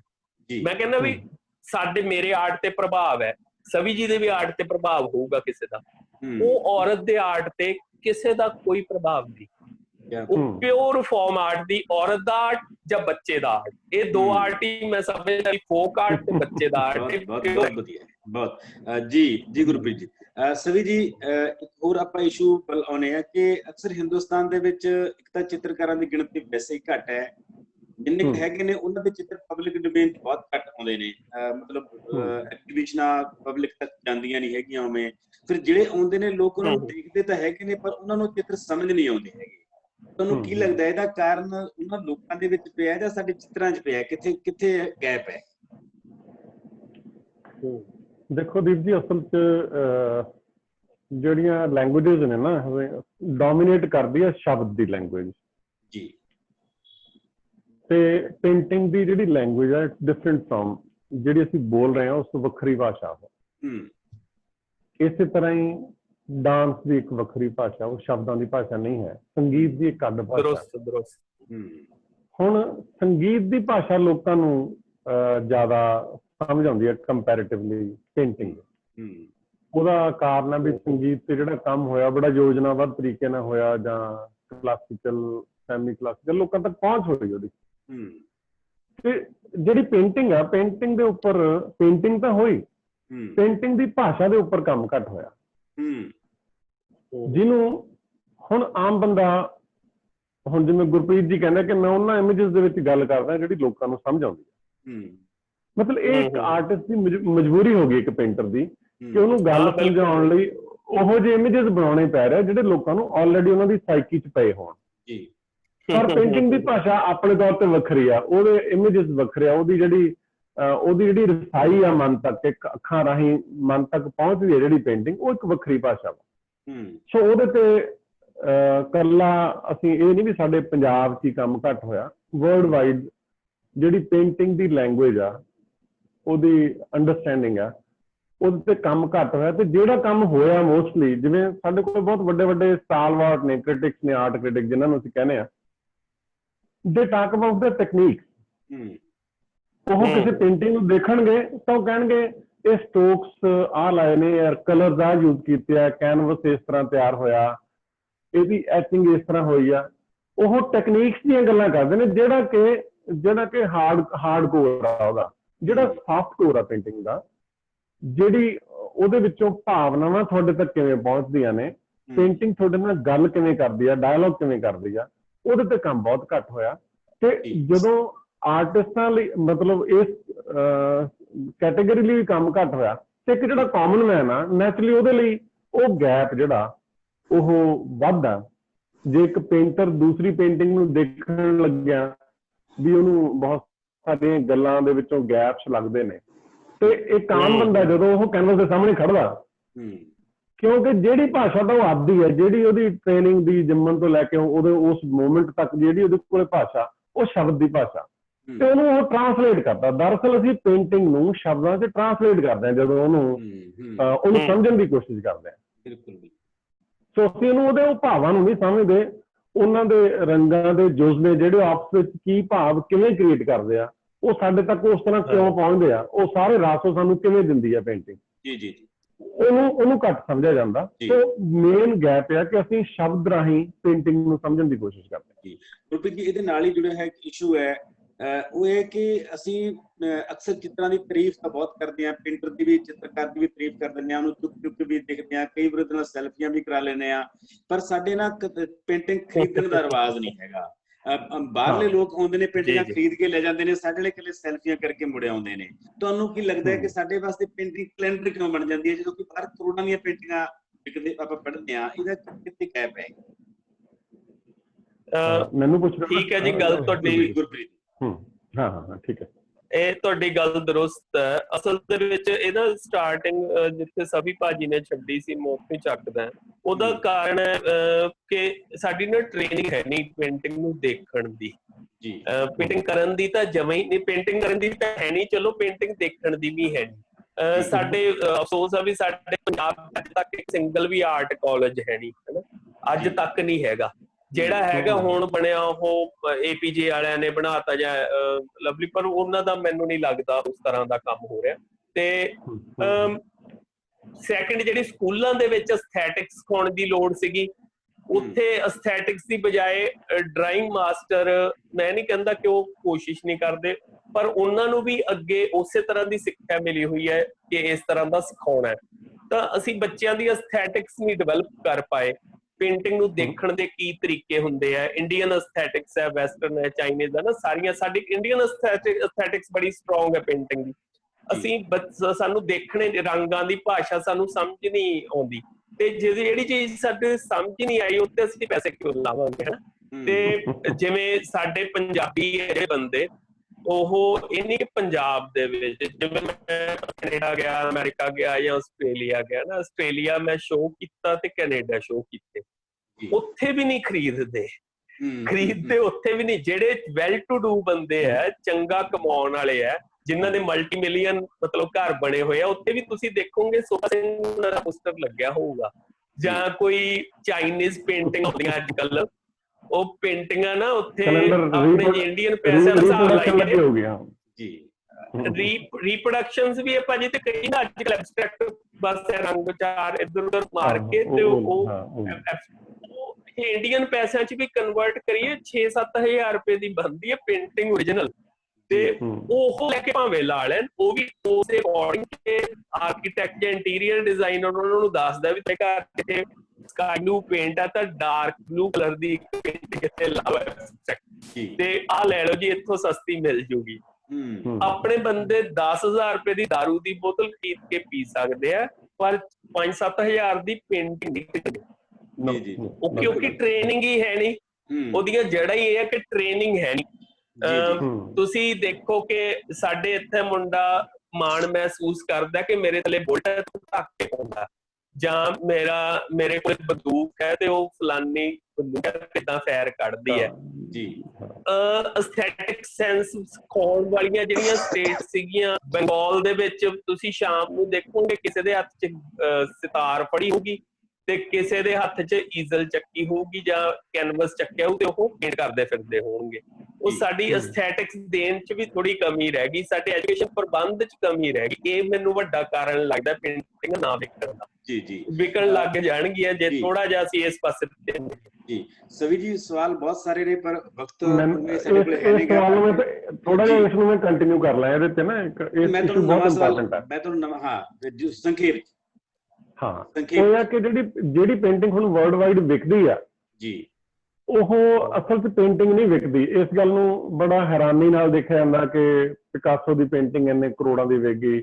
ਸਾਡੇ ਵੀ ਕਰਮਜੀਤ ਦੀ ਵਾਈਫ ਦਾ ਜਿਹੜਾ ਮਿਊਰਲ ਆ ਉਹ 7 ਕਰੋੜ ਦਾ ਵਿਕਿਆ, ਜਾਂ MF ਹੁਸੈਨ ਦੀ ਇੱਕ ਅੱਧ ਪੇਂਟਿੰਗ ਵਿਕੀ ਵੱਡੀ। ਉਹ ਰੀਜ਼ਨ ਕੀ ਆ? ਅਸਲ 'ਚ ਇਹਦੇ ਪਿੱਛੇ ਮਾਫੀਆ ਕੰਮ ਕਰਦਾ। ਇੱਕ ਇਹ ਪੈਸਾ ਟ੍ਰਾਂਸਫਰ ਹੁੰਦਾ। ਅਸਲ ਇਹ ਪੇਂਟਿੰਗ ਨਹੀਂ ਵਿਕਦੀ, ਇੱਕ ਪੇਂਟਿੰਗ ਦੇ ਲਈ ਉਹਦੇ ਲਈ ਪੈਸਾ ਟ੍ਰਾਂਸਫਰ ਹੁੰਦਾ ਇੱਕ ਥਾਂ ਤੋਂ ਦੂਜੀ ਥਾਂ। ਉਹ ਬਿਜ਼ਨਸ ਜਿਹੜਾ ਇਹਨੂੰ ਹਵਾਲਾ ਕਹਿ ਸਕਦੇ ਹਾਂ, ਹਵਾਲੇ ਵਰਗੀ ਚੀਜ਼ ਹੈ ਕਿ ਇੱਕ ਪੇਂਟਿੰਗ ਖਰੀਦ ਲਈ, ਉਹਦਾ ਐਕਚੁਅਲ ਮੁੱਲ ਮੰਨ ਲਓ ਵੀ 10,000 ਰੁਪਇਆ, ਉਹਨੂੰ ਹਾਈਪ ਦਿੱਤੀ ਜਾਂਦੀ ਆ ਉਹ ਗੈਲਰੀ ਦੇ ਵਿੱਚ, ਉਹ 10 ਕਰੋੜ ਦੀ ਵੇਚਤੀ। ਉਹ 10 ਕਰੋੜ ਰੁਪਈਆ ਮਸਲਾ, ਅਸਲ 'ਚ ਪੇਂਟਿੰਗ ਇਜ਼ ਨਾਟ ਅ ਮਸਲਾ। ਤੁਸੀਂ ਦੇਖੋ ਵੀ ਜਿਹੜੇ ਕਲੈਕਟਰਸ ਨੇ ਜਿਹੜੇ, ਉਹ ਪੇਂਟਿੰਗ ਜਦੋਂ ਖਰੀਦਣ ਜਾਂਦੇ ਆ ਤੇ ਉਹ ਨਾਮ ਦੇਖਣਗੇ, ਦੋ ਤਰ੍ਹਾਂ ਦੇ ਕਲੈਕਟਰ ਨੇ। ਇੱਕ ਦੇਖਣਗੇ ਵੀ ਪੇਂਟਿੰਗ ਬਹੁਤ ਸਸਤੀ ਮਿਲ ਜਾਵੇ, ਕੱਲ ਨੂੰ ਸ਼ਾਇਦ ਇਹ ਬੰਦਾ ਠੀਕ ਕਰ ਰਿਹਾ, ਮਹਿੰਗੀ ਹੋ ਜੂਗੀ, ਹਨਾ। ਦੂਸਰਾ ਬੰਦਾ ਲੈਂਦਾ ਵੀ ਮੈਂ ਅੱਛਾ ਵੀ ਹੁਸੈਨ ਆ, ਇਹ ਤਾਂ ਲੈਣਾ, ਉਹਨੇ ਤਾਂ ਲੈਣਾ ਵੀ ਇਹਨੂੰ ਮੈਂ ਅੱਗੇ ਉਸ ਹਵਾਲਾ ਮਾਰਕੀਟ 'ਚ ਬੜੇ ਮੋਟੇ ਭਾਅ ਤੇ ਵੇਚਦਾ।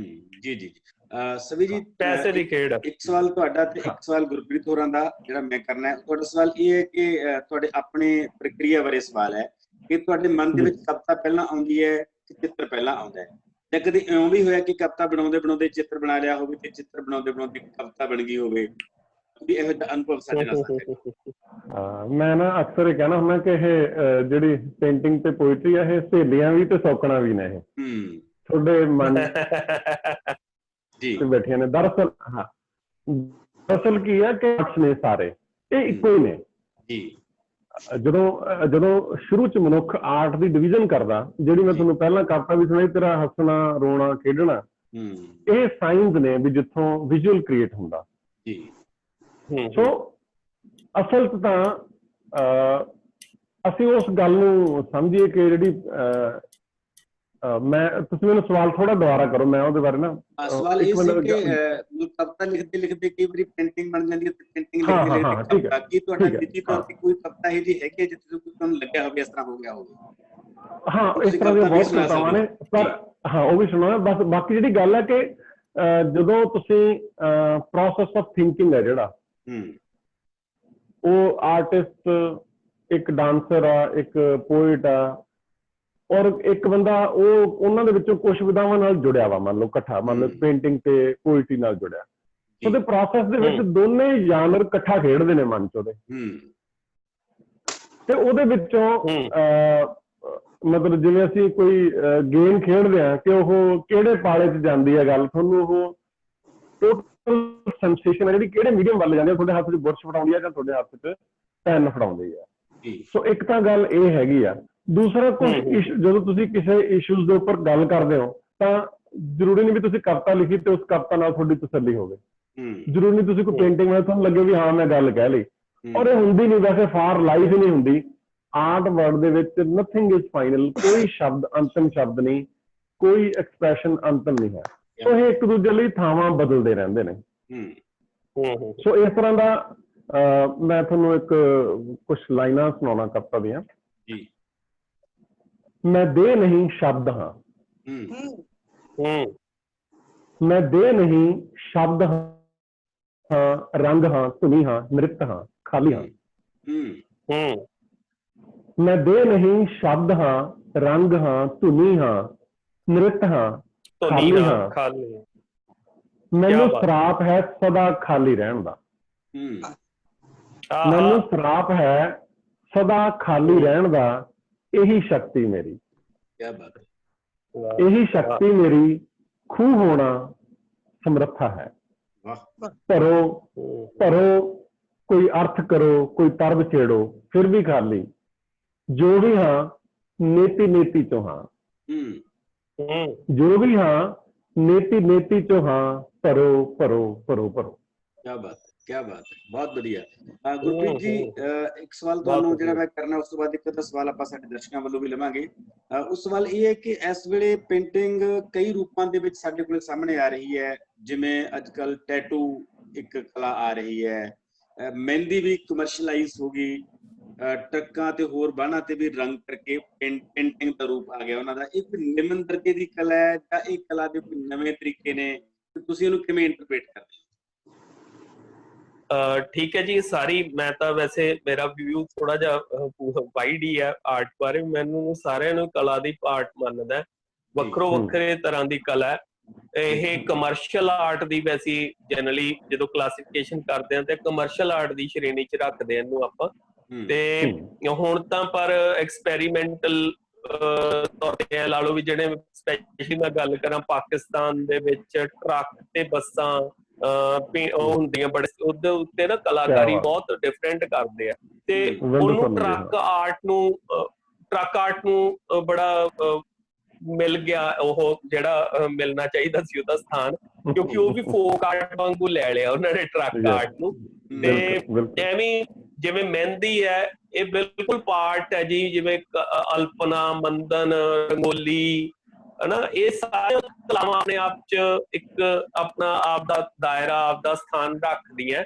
ਤੇ ਮੈਨੂੰ ਲੱਗਦਾ ਜਿਹੜਾ ਟੈਟੂ ਵਗੈਰਾ ਇਹਦੇ ਚ ਵੀ ਹੁਣ ਐਕਸਪੈਰੀਮੈਂਟ ਹੋਣ ਲੱਗੇ। ਇਵਨ ਪਿਕਾਸੋ ਨੇ ਵੀ ਟੈਟੂ ਕੀਤਾ, ਪਿਕਾਸੋ ਨੇ ਵੀ ਟੈਟੂ ਕੀਤਾ। ਇਹ ਵਧੀਆ ਆਰਟ ਹੈ ਜੀ ਜੀ ਜੀ, ਸਾਰੇ ਅੱਛੇ ਆ। ਇਵਨ ਟਰੱਕਾਂ ਦੇ ਪਿੱਛੇ ਤਾਂ ਆਪਣੇ ਵੀ ਕਿਕਰਾਂ ਦੇ ਫੁੱਲਾਂ ਦੀ ਜਿਹੜੇ ਕੌਣ ਰੱਖੀ ਵੇ, ਆਪਣੇ ਉਹ ਵੀ ਟਰੱਕ ਆਰਟ ਸੀ। ਆਪਣੇ ਤਾਂ ਟਿਪੀਕਲ ਹੈ ਨਾ ਜੀ, 3-4 ਚੀਜ਼ਾਂ ਓਕੇ ਟਾਟਾ ਬਾਏ ਤੇ ਉੱਪਰ ਸੋਹਣੀ ਮਹਿਵਾਲ ਜਿਹੜਾ ਸੀਗਾ, ਸੋਹਣੀ ਮਹਿਵਾਲ 4 ਫੱਟਿਆਂ ਉੱਤੇ, ਉਹ ਤਾਂ ਬਹੁਤ ਹੀ ਕਾਮਨ ਰਿਹਾ ਟਰੱਕਾਂ ਦੇ ਪਿੱਛੇ ਬਣਨਾ। ਤੇ ਇੱਕ ਬਾਜ ਉੜਦਾ ਹੋਇਆ, ਉਹ ਛੋਟੇ ਛੋਟੇ ਬਣ ਗਏ, ਪੱਕੇ ਹੋ ਗਏ। ਜੀ ਜੀ ਦੋਸਤੋ, ਕੁਝ ਸਵਾਲ ਤੁਹਾਡੇ ਵੱਲੋਂ ਲਏ ਜਾ ਸਕਦੇ ਨੇ ਦਰਸ਼ਕਾਂ ਵੱਲੋਂ। ਜੇ ਤੁਸੀਂ ਕੋਈ ਸਵਾਲ ਕਰਨਾ ਚਾਹੁੰਦੇ ਹੋ ਸਾਡੇ ਦੋਨੇ ਚਿੱਤਰਕਾਰਾਂ ਨੂੰ, ਤੁਹਾਡੀ ਕਚਹਿਰੀ 'ਚ ਹਾਜ਼ਰ ਨੇ। ਮੇਰਾ ਸਵਾਲ ਆ ਗੁਰਪ੍ਰੀਤ ਜੀ ਨੂੰ ਤੇ ਸਵੀ ਜੀ ਨੂੰ ਜੀ, ਕਿ ਅਸੀਂ ਲੇਖਕ ਵੀ ਹੁੰਦੇ ਆ, ਅਸੀਂ ਪੇਂਟਿੰਗ ਵੀ ਕਰਦੇ ਆ, ਅਸੀਂ ਸ਼ਾਹਕਾਰ ਸਿਰਜਦੇ ਆ, ਪਰ ਕੀ ਇਹ ਢਿੱਡ ਭਰ ਦਿੰਦੇ ਨੇ? ਰੋਟੀ ਲਈ ਸਾਨੂੰ ਹੋਰ ਕੰਮ ਕਰਨੇ ਪੈਂਦੇ ਨੇ, ਤੇ ਇਹੋ ਜਿਹੀ ਥਾਂ ਤੇ ਕੋਈ ਕਲਾ ਕਿੰਨੀ ਕੁ ਵਿਕਸਿਤ ਹੋ ਸਕਦੀ ਹੈ? ਜੀ ਹਾਂ ਸਵੀ ਜੀ। ਮੈਂ ਇਹ ਗੱਲ ਤੁਹਾਡੀ ਠੀਕ ਆ, ਪਰ ਤੁਸੀਂ ਇਹ ਸੋਚੋ ਕਿ ਜਿਹੜੀ ਔਰਤ ਆਪਣੀ ਰਸੋਈ ਦੀ ਕੰਧ ਜਿਹੜੀ ਪੇਂਟ ਕਰਦੀ ਆ, ਉਹ ਇਹ ਸੋਚ ਕੇ ਨਹੀਂ ਕਰਦੀ ਕਿ ਇਹ ਵੇਚਣੀ ਆ ਜਾਂ ਇਹਦਾ ਕੋਈ ਮੁੱਲ ਪੈਣਾ। ਉਹ ਆਪਣੇ ਮਨ ਦੀ ਖੁਸ਼ੀ ਲਈ ਉਹ ਪੇਂਟ ਕਰਦੀ ਆ। ਇਵੇਂ ਜਿਵੇਂ ਜਦੋਂ ਤੁਸੀਂ ਕਵਿਤਾ ਲਿਖਦੇ ਹੋ ਤੇ ਕਵਿਤਾ ਲਿਖਣ ਲੱਗਿਆ ਕਦੇ ਮਨ 'ਚ ਨਹੀਂ ਆਉਂਦਾ ਵੀ ਇਹਨੂੰ ਮੈਂ ਇੰਨੇ ਦੀ ਵੇਚਣਾ ਜਾਂ ਇਹਨੂੰ ਇਹਦੇ 'ਚ ਮੈਨੂੰ ਇੰਨਾ ਕੁਛ ਅਰਨ ਹੋਣਾ, ਇਸ ਤਰ੍ਹਾਂ ਦਾ ਕੁਛ ਨਹੀਂ ਹੁੰਦਾ। ਸੋ ਪੇਂਟਿੰਗ ਨੂੰ, ਜਿਹੜੀ ਮੈਂ ਗੱਲ ਪਹਿਲਾਂ ਵੀ ਕੀਤੀ ਆ, ਇਹ ਇੱਕ ਟ੍ਰੇਡ ਦਾ ਪਾਰਟ ਬਣਾ ਲਿਆ ਗਿਆ। ਤੇ ਦੂਸਰਾ ਪੈਟਰਨਾਈਜ਼ਡ ਆ, ਕਿਉਂਕਿ ਪਹਿਲਾਂ ਰਾਜੇ ਮਹਾਰਾਜਾ ਨੇ ਆਰਟਿਸਟ ਨੂੰ ਮਤਲਬ ਉਹਨੂੰ ਉਮਰ ਭਰ ਦੀਆਂ ਰੋਟੀਆਂ ਦੇਤੀਆਂ ਤੇ ਉਹਨੂੰ ਕਿਹਾ ਵੀ ਤੂੰ ਆਹ ਕੰਮ ਕਰ। ਸ਼ਾਇਦ ਉੱਥੋਂ ਕਿਤੋਂ ਇਹ ਗੱਲ ਆ ਗਈ ਆ। ਅਦਰਵਾਈਜ਼ ਪੇਂਟਿੰਗ ਤਾਂ ਜਦੋਂ ਇਹਦੀ ਰਸਾਈ ਹੋਣੀ ਹੈ ਕਿਤੇ, ਤੇ ਉੱਥੇ ਉਹਨੇ ਖਰੀਦਣੀ ਹੈ ਪੇਂਟਿੰਗ। ਜਿਵੇਂ ਅਸੀਂ ਪਹਿਲਾਂ ਗੱਲ ਕਰ ਵੀ ਸਾਡੀਆਂ ਕੋਠੀਆਂ ਦੇ ਵਿੱਚ ਮੁਗਲਈ ਪਿਲਰ ਤਾਂ ਬਣ ਜਾਂਦੇ ਆ, ਉਹ 20-20 ਲੱਖ ਦਾ ਇੱਕ ਪਿਲਰ ਖੜਾ ਕਰ ਦਿੰਦੇ ਆ ਘਰ ਦੇ ਵਿੱਚ, ਜਿਹੜਾ ਕਿ ਮਿੱਟੀ ਦਾ ਘਰ ਹੁੰਦਾ, ਡਸਟ ਗੈਦਰਿੰਗ ਸੈਂਟਰ ਹੁੰਦਾ ਉਹ ਪੂਰਾ। ਮਤਲਬ ਉਹਨੇ 2 ਸਾਲਾਂ 'ਚ ਮਿੱਟੀ ਨੇ ਚਾਰੇ ਪਾਸਿਓਂ ਭਰ ਜਾਣਾ। ਪਰ ਉਹ ਬੰਦਾ ਜਦੋਂ ਲਾਊਗਾ ਤਾਂ 2 ਰੁਪਏ ਦਾ ਕੈਲੰਡਰ ਲੈ ਕੇ ਲਾ ਲੂਗਾ, ਉਹ ਪੇਂਟਿੰਗ ਨਹੀਂ ਲਾਊਗਾ। ਉਹਦਾ ਕਾਰਨ ਉਹ ਗੈਪ ਆ। ਅਦਰਵਾਈਜ਼ ਜਿਹੜਾ ਹੁਣ ਅਸੀਂ ਕਹਿ ਰਹੇ ਹਾਂ ਕਿ ਮਹਿੰਦੀ ਆ, ਟੈਟੂ ਆ, ਇਹ ਇੱਧਰ ਨੂੰ ਉਹ ਆਰਟਿਸਟ ਵੀ ਜਾ ਰਹੇ, ਇਹ ਕਲਾ ਹੀ ਆ ਔਰ ਇਹ ਕਮਰਸ਼ੀਅਲੀ ਸੈਲੇਬਲ ਕਲਾ। ਮੈਂ 1983 ਤੋਂ ਲੈ ਕੇ 2000 ਤੱਕ ਸਮੂਥ ਡਿਜ਼ਾਈਨ ਕੀਤਾ। ਹਜ਼ਾਰਾਂ ਕੈਸਟਾਂ, ਸੀੜੀਆਂ ਦੇ ਡਿਜ਼ਾਈਨ ਬਣਾਏ ਨੇ, ਹਜ਼ਾਰਾਂ ਕਿਤਾਬਾਂ ਦੇ ਡਿਜ਼ਾਈਨ ਬਣਾਏ ਨੇ। ਫਿਰ ਵੀ ਮੈਂ ਕੈਸਟ ਸੀੜੀ ਦੇ ਡਿਜ਼ਾਈਨ ਤੋਂ ਵੱਖਰਾ ਮੰਨਦਾ ਕਿ ਇੱਕ ਪਾਸੇ ਥੋੜਾ ਪੋਟੈਂਸ਼ੀਅਲ ਪਿਆ। ਤੁਸੀਂ ਇੱਕ ਨਾਮ ਰੱਖ ਦਿੰਦੇ ਹੋ, ਪ੍ਰਵਾਜ਼ ਇੱਕ ਨਾਮ ਰੱਖਦਾ ਹਨਾ, ਤੇ ਉਹਨੂੰ ਜਦੋਂ ਤੁਸੀਂ ਕਿਤਾਬ ਦੇ ਲਈ ਡਿਜ਼ਾਈਨ ਕਰ ਰਹੇ ਹੋ, ਤੁਹਾਡੇ ਮਨ 'ਚ ਪ੍ਰਵਾਜ਼ ਦਾ ਇਮੇਜ ਆਉਂਦਾ, ਤੁਸੀਂ ਉਹਨੂੰ ਐਕਸਪਲੇਨ ਕਰਨ ਦੀ ਕੋਸ਼ਿਸ਼ ਕਰਦੇ ਹੋ। ਜਿਹੜਾ CD ਕੈਸਟ ਦੇ ਵਿੱਚ ਤੁਸੀਂ ਸਿੰਗਰ ਨੇ ਉਹਨਾਂ ਨੂੰ ਲਾਤਾ, ਇੱਕ ਕਿਸਮ ਦਾ ਡਿਜ਼ਾਈਨ ਹੁੰਦਾ, ਪਰ ਉਹ ਰੋਟੀ ਰੋਜ਼ੀ ਲਈ ਉਹ ਕਰ ਰਿਹਾ, ਮੈਂ ਕੀਤਾ ਆਲਰੇਡੀ ਬਹੁਤ ਜ਼ਿਆਦਾ। ਇਸੇ ਤਰ੍ਹਾਂ ਬਾਕੀ ਆਰਟਿਸਟ ਜਿਹੜੇ ਟੈਟੂ ਵਾਲੇ ਨੇ ਜਾਂ ਉਹ ਇਹ ਕਰਨਾ ਚਾਹੁੰਦੇ ਤੇ ਖਿਆਲ ਫੋਟੋਗ੍ਰਾਫੀ ਕਰ ਰਹੇ ਨੇ ਆਰਟਿਸਟ। ਸਾਡੇ ਇੱਕ ਲੁਧਿਆਣੇ ਦਾ ਆਰਟਿਸਟ ਰਵੀ ਜੀ, ਤੁਹਾਡੀ ਆਵਾਜ਼ ਕਰਦਾ, ਪਰ ਉਹ ਜੋ ਕੁਛ ਨਹੀਂ ਮਿਲਿਆ ਤੇ ਉਹਨੇ ਫੈਸ਼ਨ ਜਿਹੜੀ ਫੈਸ਼ਨ ਫੋਟੋਗ੍ਰਾਫੀ ਹੈ, ਉਹ ਵੀ ਇਹਦੇ ਇਸ ਆਰਟ ਦੀ ਇੱਕ ਡਾਈਵਰਸ਼ਨ ਹੈ ਜੀ। ਸੋ ਜਿਨ੍ਹਾਂ ਕੋਲੇ ਪੈਨਸ਼ਨੇਬਲ ਜੌਬਸ ਨਹੀਂ, ਉਹਨਾਂ ਨੂੰ ਤਾਂ ਫਿਰ ਕੋਈ ਨਾ ਕੋਈ ਕਰਨਾ ਪੈਣਾ। ਗੁਰਪ੍ਰੀਤ ਜੀ ਕੁਝ ਕਹਿਣਾ ਚਾਹੋਗੇ? ਹਾਂਜੀ ਬਿਲਕੁਲ। ਇਹ ਨਾ ਹੁਣ ਤਾਂ ਬਹੁਤ ਵੱਡਾ ਸਕੋਪ ਹੈ ਜੀ ਫਾਈਨ ਆਰਟਸ ਦੇ ਵਿੱਚ ਮੈਮ।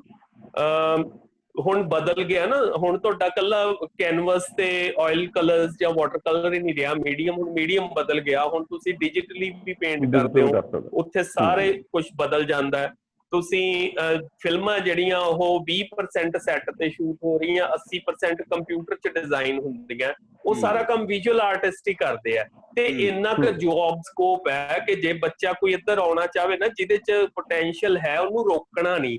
ਮੈਨੂੰ ਇਹ ਲੱਗਦਾ ਜਿਹੜੇ ਸੁਣ ਵੀ ਰਹੇ ਆ ਦੋਸਤ, ਕਿ ਉਹ ਬੱਚੇ ਲਈ ਤਾਂ ਬਹੁਤ ਸਕੋਪ ਹੈ। ਮੇਰੀ ਆਪਦੀ ਬੇਟੀ ਨੇ ਉਹ +2 ਕੀਤੀ ਹੈ ਤੇ ਉਹ ਫਾਈਨ ਆਰਟਸ 'ਚ ਭੇਜ ਰਹੇ ਆ ਉਹਨੂੰ, ਉਹਦੀ ਇੱਛਾ ਦੇ ਅਕੋਰਡਿੰਗ। ਇਹ ਨਹੀਂ ਕਿ ਮੈਂ ਉਹ ਤੋਂ ਇੱਛਾ ਕਰਦਾ ਸੀ, ਕਿਉਂਕਿ ਉਹਦੇ ਗ੍ਰਾਫਿਕਸ ਵੱਲ ਕੋਸ਼ਿਸ਼ ਹੋਊ ਕਿ ਉਹ ਜਾਵੇ, ਕਿਉਂਕਿ ਉਧਰ ਇੰਨਾ ਕੁ ਸਕੋਪ ਹੈ ਕਿ ਕੰਮ ਵੱਧ ਹੈ, ਬੰਦੇ ਘੱਟ ਆ ਉਹਨਾਂ ਕੋਲੇ ਕੰਮ ਕਰਨ ਵਾਲੇ, ਤੇ ਹਰੇਕ ਨੂੰ ਮਿਲ ਜਾਣਾ ਕੰਮ। ਹਾਂਜੀ, ਬਹੁਤ ਸਕੋਪ ਹੈਗਾ ਜੀ। ਹੋਰ ਕੋਈ ਸਵਾਲ? ਇੱਕ ਹੋਰ ਮੈਂ ਮਜ਼ੇ ਦੀ ਗੱਲ ਹੈ ਕਿ ਇੱਕ ਲਾਸਟ ਬੋਲਦਾ ਕਿ ਇਹ ਉਹ ਫੀਲਡ ਹੈ ਕਿ ਸਾਨੂੰ ਸਵਾਦ ਆ ਰਿਹਾ ਕੰਮ ਕਰਕੇ, ਤੇ ਲੋਕ ਸਾਨੂੰ ਸਾਡਾ ਸਵਾਦ ਲੈਣ ਦੇ ਪੈਸੇ ਦੇ ਰਹੇ ਆ। ਬਹੁਤ ਵਧੀਆ, ਬਹੁਤ ਵਧੀਆ ਜੀ। ਕੋਈ ਹੋਰ ਦੋਸਤ ਕੋਈ ਸਵਾਲ ਜੇ ਕਰਨਾ ਚਾਹੁੰਦਾ ਤਾਂ? ਸਰ ਸਤਿ ਸ਼੍ਰੀ ਅਕਾਲ ਜੀ, ਸਰ ਮਲਕੀਤ ਬੋਲ ਰਿਹਾ ਜੀ। ਹਾਂਜੀ ਹਾਂਜੀ ਹਾਂਜੀ, ਮਲਕੀਤ ਬੋਲੋ ਜੀ। ਸਰ ਮੈਨੂੰ ਇੱਕ ਵਾਰ ਪੰਜਾਬ ਕਲਾ ਭਵਨ ਮੈਂ ਚੰਡੀਗੜ੍ਹ ਗਿਆ ਤੇ ਮਿਊਜ਼ੀਅਮ ਦੇ ਵਿੱਚ, ਤੇ ਉੱਥੋਂ ਸਰ ਐਬਸਟਰੈਕਟ ਚਿੱਤਰ ਸੀ ਜਿਹੜੇ ਉਹ ਮੈਨੂੰ ਸਮਝ ਨਹੀਂ ਆਏ, ਤੇ ਉੱਥੋਂ ਮੈਂ ਸਥਾਨਕ ਡਿਊਟੀ ਵਾਲੇ ਲੋਕਾਂ ਨੂੰ ਪੁੱਛਿਆ ਕਿ ਇਹ ਸਮਝ ਨਹੀਂ ਆ ਰਹੇ ਮੈਨੂੰ ਜਿਹੜੇ ਐਬਸਟਰੈਕਟ ਚਿੱਤਰ ਨੇ। ਤਾਂ ਉਹਨਾਂ ਦਾ ਕਹਿਣਾ ਸੀਗਾ ਕਿ ਇਹ ਜਿਹੜੇ ਐਬਸਟਰੈਕਟ ਚਿੱਤਰ ਨੇ ਇਹਨਾਂ ਨੂੰ ਸਮਝਣ ਦੀਆਂ ਵਿਧੀਆਂ ਹੁੰਦੀਆਂ ਨੇਗੀਆਂ। ਇਹ ਐਬਸਟਰੈਕਟ ਚਿੱਤਰਾਂ ਨੂੰ ਸਮਝਣ ਦੀਆਂ ਵਿਧੀਆਂ ਕੀ ਨੇ ਸਰ? ਜੀ ਸਵੀ ਜੀ, ਤੁਸੀਂ ਵੱਧ ਮੇਰੇ ਖਿਆਲ ਜਵਾਬ ਦੇ ਸਕਦੇ ਹੋ ਨਾ। ਚਲੋ ਇਹਦੇ ਨੂੰ ਮੈਂ ਕਵਿਤਾ ਦੇ ਹਿਸਾਬ ਨਾਲ ਸੋਚਾਂ ਤਾਂ ਜਿਹੜੀ ਰਾਸ ਥਿਊਰੀ ਹੈ ਨਾ ਜਿਹੜੀ ਸਾਡੀ, ਅਸੀਂ ਉਹਦੇ ਨਾਲ ਵੀ ਪੇਂਟਿੰਗ ਨੂੰ ਸਮਝ ਸਕਦੇ ਹਾਂ। ਪੇਂਟਿੰਗ ਤੋਂ ਤੁਹਾਨੂੰ ਕਿਸ ਤਰ੍ਹਾਂ ਦਾ ਰਾਸ ਮਿਲਦਾ, ਤੁਸੀਂ ਉਹਦੇ ਹਿਸਾਬ ਨਾਲ ਉਹਨੂੰ ਅੰਡਰਸਟੈਂਡ ਕਰ ਸਕਦੇ ਹੋ।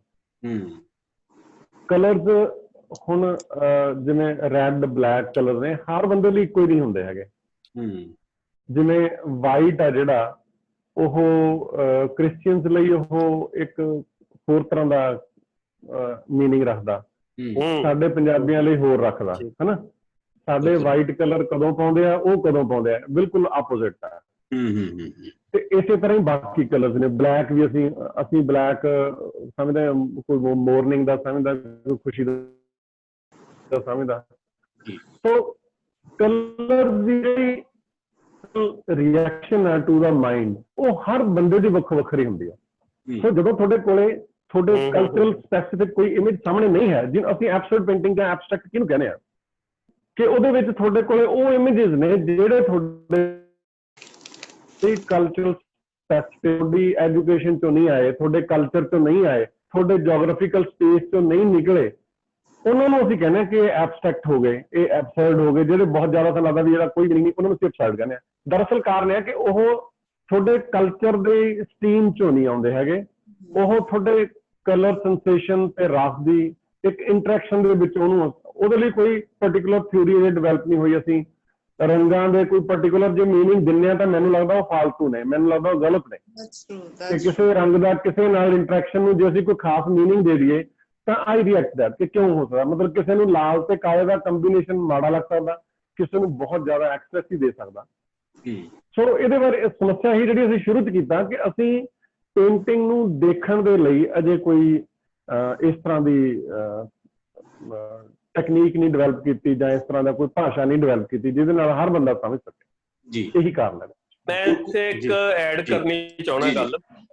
ਹਾਂਜੀ, ਜਿਵੇਂ ਨਾ ਮੈਨੂੰ ਇਹ ਲੱਗਦਾ ਹੁੰਦਾ ਕਿ ਹਰ ਚਿੱਤਰ ਨੂੰ ਦੇਖਣ ਦਾ ਅਲੱਗ ਤਰੀਕਾ ਹੁੰਦਾ ਹੈਗਾ, ਨਜ਼ਰੀਆ ਇੱਕ ਅਲੱਗ ਹੁੰਦਾ। ਜਿਹੜੇ ਦੋਸਤ ਨੇ ਪੁੱਛਿਆ ਵੀ ਕੁਐਸਚਨ, ਇੱਥੇ ਮੈਂ ਇੱਕ ਗੱਲ ਉਦਾਹਰਨ ਦਿੰਦਾ ਹੁੰਦਾ ਕਿ ਜਦੋਂ ਅਸੀਂ ਕਿਤੇ ਪਹਾੜੀ ਜਗ੍ਹਾ ਤੇ ਗਏ, ਹੋਟਲ ਦੇ ਕਮਰੇ ਚੋਂ ਪਰਦਾ ਹਟਾਇਆ, ਅਸੀਂ ਸਾਹਮਣੇ ਪਹਾੜ ਦੇਖਦੇ ਹਾਂ ਹਰੇ ਹਰੇ, ਅਸੀਂ ਕਹਿੰਦੇ ਹਾਂ ਵਾਹ ਕਿਆ ਬਾਤ ਹੈ। ਅਸੀਂ ਇਹ ਤਾਂ ਨਹੀਂ ਕਹਿੰਦੇ ਵੀ ਹਰਾ ਰੰਗ ਹਰਿਆਵਲ ਦਾ ਪ੍ਰਤੀਕ ਹੈ, ਇਸ ਲਈ ਮੈਨੂੰ ਇਹ ਦ੍ਰਿਸ਼ ਚੰਗਾ ਲੱਗ ਰਿਹਾ ਹੈ। ਅਸੀਂ ਕਦੇ ਨਹੀਂ ਕਹਿੰਦੇ। ਅਸੀਂ ਫੁੱਲ ਦੇਖਦੇ ਹਾਂ, ਆਪਾਂ ਕਹਿੰਦੇ ਅਸਲ ਫੁੱਲ ਦਾ ਸਾਨੂੰ ਤਾਂ ਬੈਕਗਰਾਉਂਡ ਗ੍ਰੀਨ ਹੁੰਦੀ ਹੈ, ਲਾਲ ਰੰਗ ਦਾ ਚਟਕ ਰੰਗ ਦਾ ਫੁੱਲ ਹੁੰਦਾ, ਉਹਦੇ ਐ ਸਿਮੈਟਰੀ ਹੁੰਦੀ ਹੈ, ਸਾਨੂੰ ਸੋਹਣਾ ਲੱਗਦਾ। ਆਪਾਂ ਕਹਿੰਦੇ ਆਹ ਫੁੱਲ ਕਿੰਨਾ ਸੋਹਣਾ। ਅਸੀਂ ਉਹਦੇ ਪਿੱਛੇ ਮਤਲਬ ਨਹੀਂ ਲੱਭਦੇ, ਹਰ ਵਾਰੀ ਅਰਥ ਨਹੀਂ ਲੱਭਦੇ। ਅਸੀਂ ਇਹ ਨਹੀਂ ਕਹਿੰਦੇ ਕਿ 8 ਪੱਤੀਆਂ 8 ਯੋਧਿਆਂ ਦਾ ਸਿੰਬਲ ਹੈ ਤੇ ਲਾਲ ਰੰਗ ਉਹਨਾਂ ਦੇ ਖੂਨ ਨੂੰ ਸਿੰਬਲਾਈਜ਼ ਕਰ ਰਿਹਾ। ਅਸਲ ਦੇ ਵਿੱਚ ਨਾ ਵੀਰੇ ਕੀ ਹੈ ਕਿ ਜਿਨ੍ਹਾਂ ਨੇ ਕੁਐਸਚਨ ਪੁੱਛਿਆ ਸੀ, ਸਾਡੇ ਮਾਈਂਡ ਦੇ ਵਿੱਚ 3-4 ਚੀਜ਼ਾਂ, 4 ਚੀਜ਼ਾਂ ਮੇਰੇ ਹਿਸਾਬ ਨਾਲ ਜਿਹੜੀਆਂ ਕਿ ਟਾਈਮ ਨਾਲ ਡਿਵੈਲਪ ਹੋਈਆਂ। ਉਹ ਹੈਗੀ ਆ ਕਲਰਸ, ਫਾਰਮ, ਵਿਜ਼ੂਅਲ ਦੀਆਂ ਚੀਜ਼ਾਂ ਜਿਹੜੀਆਂ, ਫਾਰਮ, ਤੇ ਟੈਕਸਚਰ, ਤੇ ਚੌਥਾ ਹੈਗਾ ਵੀ ਉਹਦਾ ਓਵਰਆਲ ਇੰਪੈਕਟ ਕੀ ਮਿਲ ਕੇ ਬਣਿਆ। ਹੁਣ ਜਿਹੜੀ ਵੀ ਕੂੜਾ ਪਿਆ ਬਾਹਰ ਕੱਢਿਆ ਗਟਰ ਚੋਂ, ਕਿੰਨੇ ਬੰਦੇ ਕਹਿਣਗੇ ਸਾਨੂੰ ਸੋਹਣਾ ਲੱਗਿਆ? ਬਹੁਤ ਘੱਟ। ਜਿਹੜੀ ਕਹਿੰਦੇ beauty lies in the eyes of beholder, ਇਹ ਸਾਰਾ ਟੋਟਲ ਸੱਚ ਨਹੀਂ ਹੈ ਇਹ।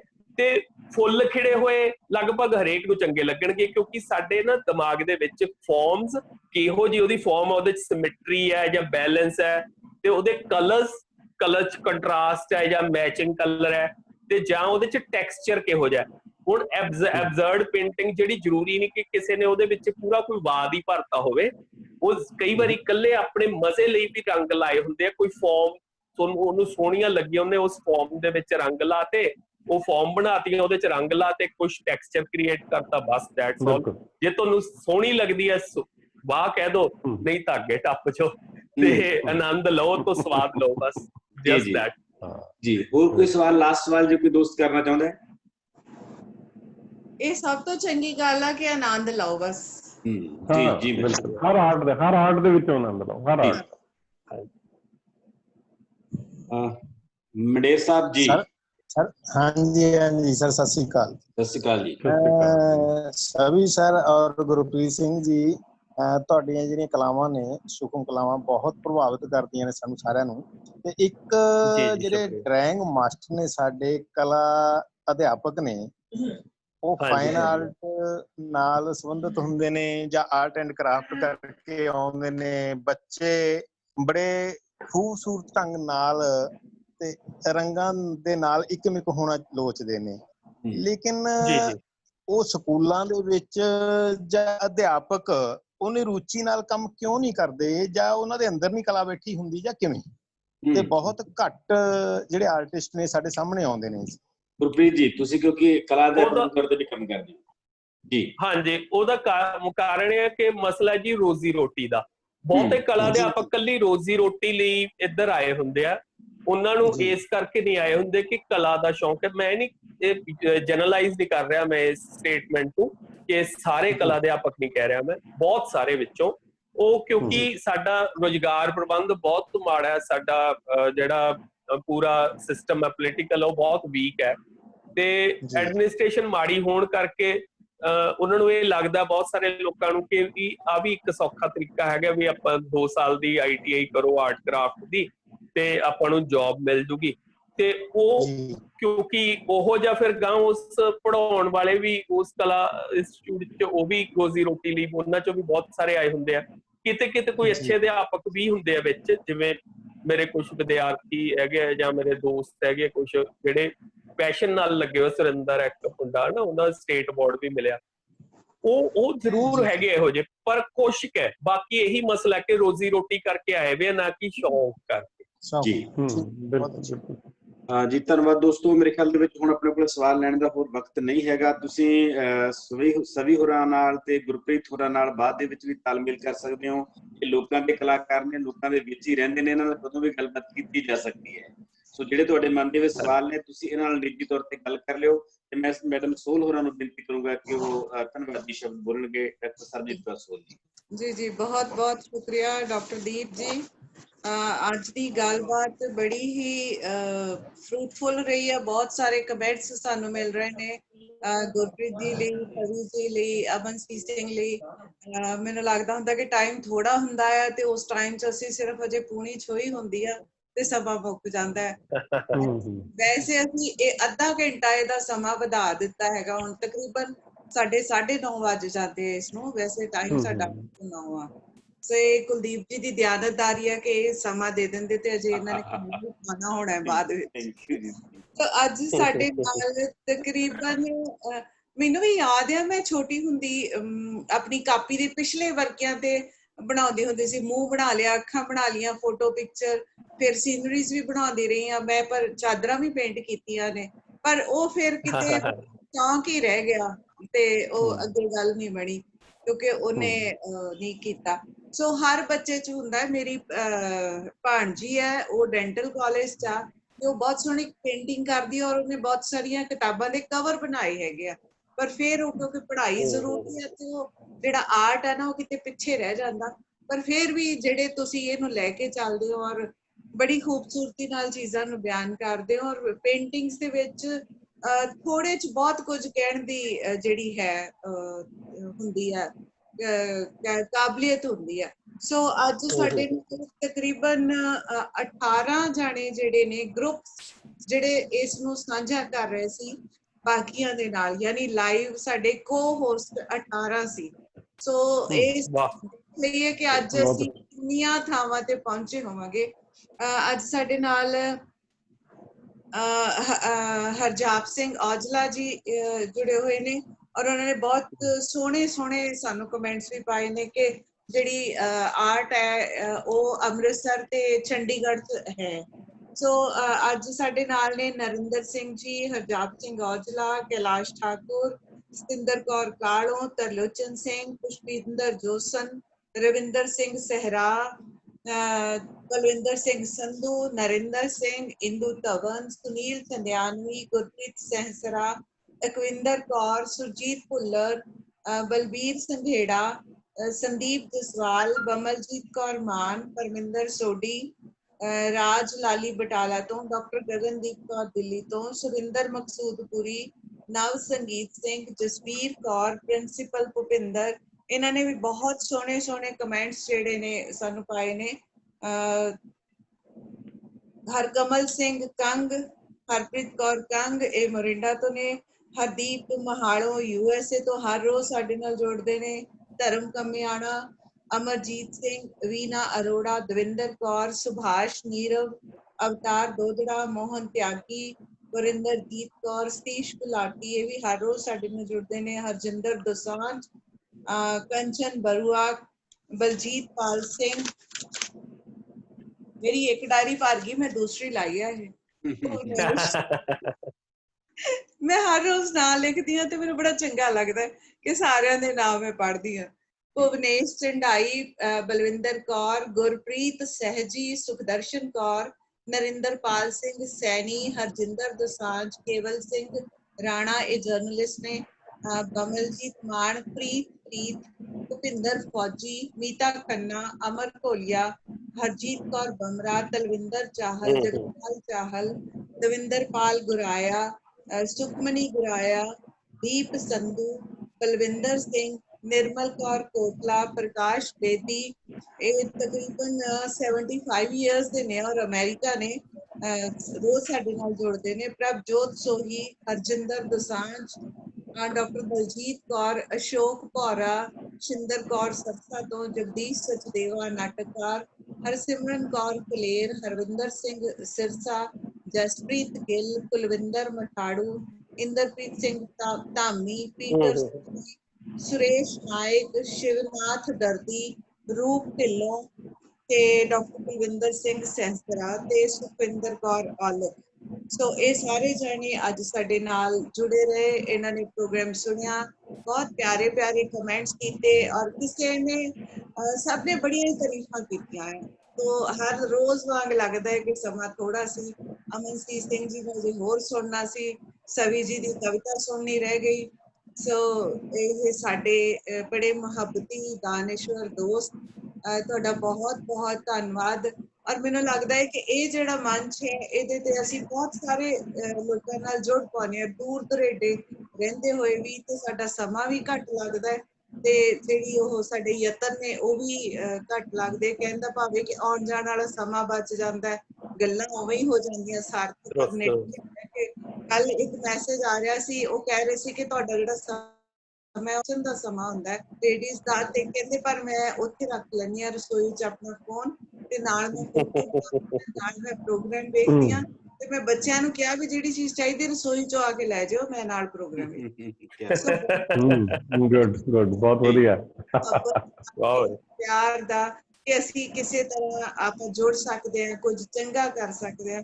ਸੋ ਬਹੁਤ ਬਹੁਤ ਸ਼ੁਕਰੀਆ ਜੀ, ਬਹੁਤ ਬਹੁਤ ਧੰਨਵਾਦ ਮੈਮ, ਤੇ ਸਵੀ ਜੀ ਤੁਹਾਡਾ ਵੀ ਬਹੁਤ ਬਹੁਤ ਧੰਨਵਾਦ। ਗੁਰਪ੍ਰੀਤ ਜੀ ਤੁਹਾਡਾ ਬਹੁਤ ਬਹੁਤ ਧੰਨਵਾਦ। ਮੈਡਮ ਤੁਹਾਡਾ ਵੀ ਬਹੁਤ ਧੰਨਵਾਦ, ਤੇ ਸਾਰੇ ਦਰਸ਼ਕਾਂ ਦਾ ਬਹੁਤ ਬਹੁਤ ਸ਼ੁਕਰੀਆ ਜੀ। ਕੱਲ ਅਸੀਂ ਇਸੇ ਵਕਤ ਇੱਕ ਖਾਸ ਟੌਪਿਕ ਤੇ ਗੱਲ ਕਰਾਂਗੇ, ਉਹ ਹੈ ਪਾਪੂਲਰ ਗੀਤਕਾਰੀ ਬਨਾਮ ਸਾਹਿਤਕ ਗੀਤਕਾਰੀ।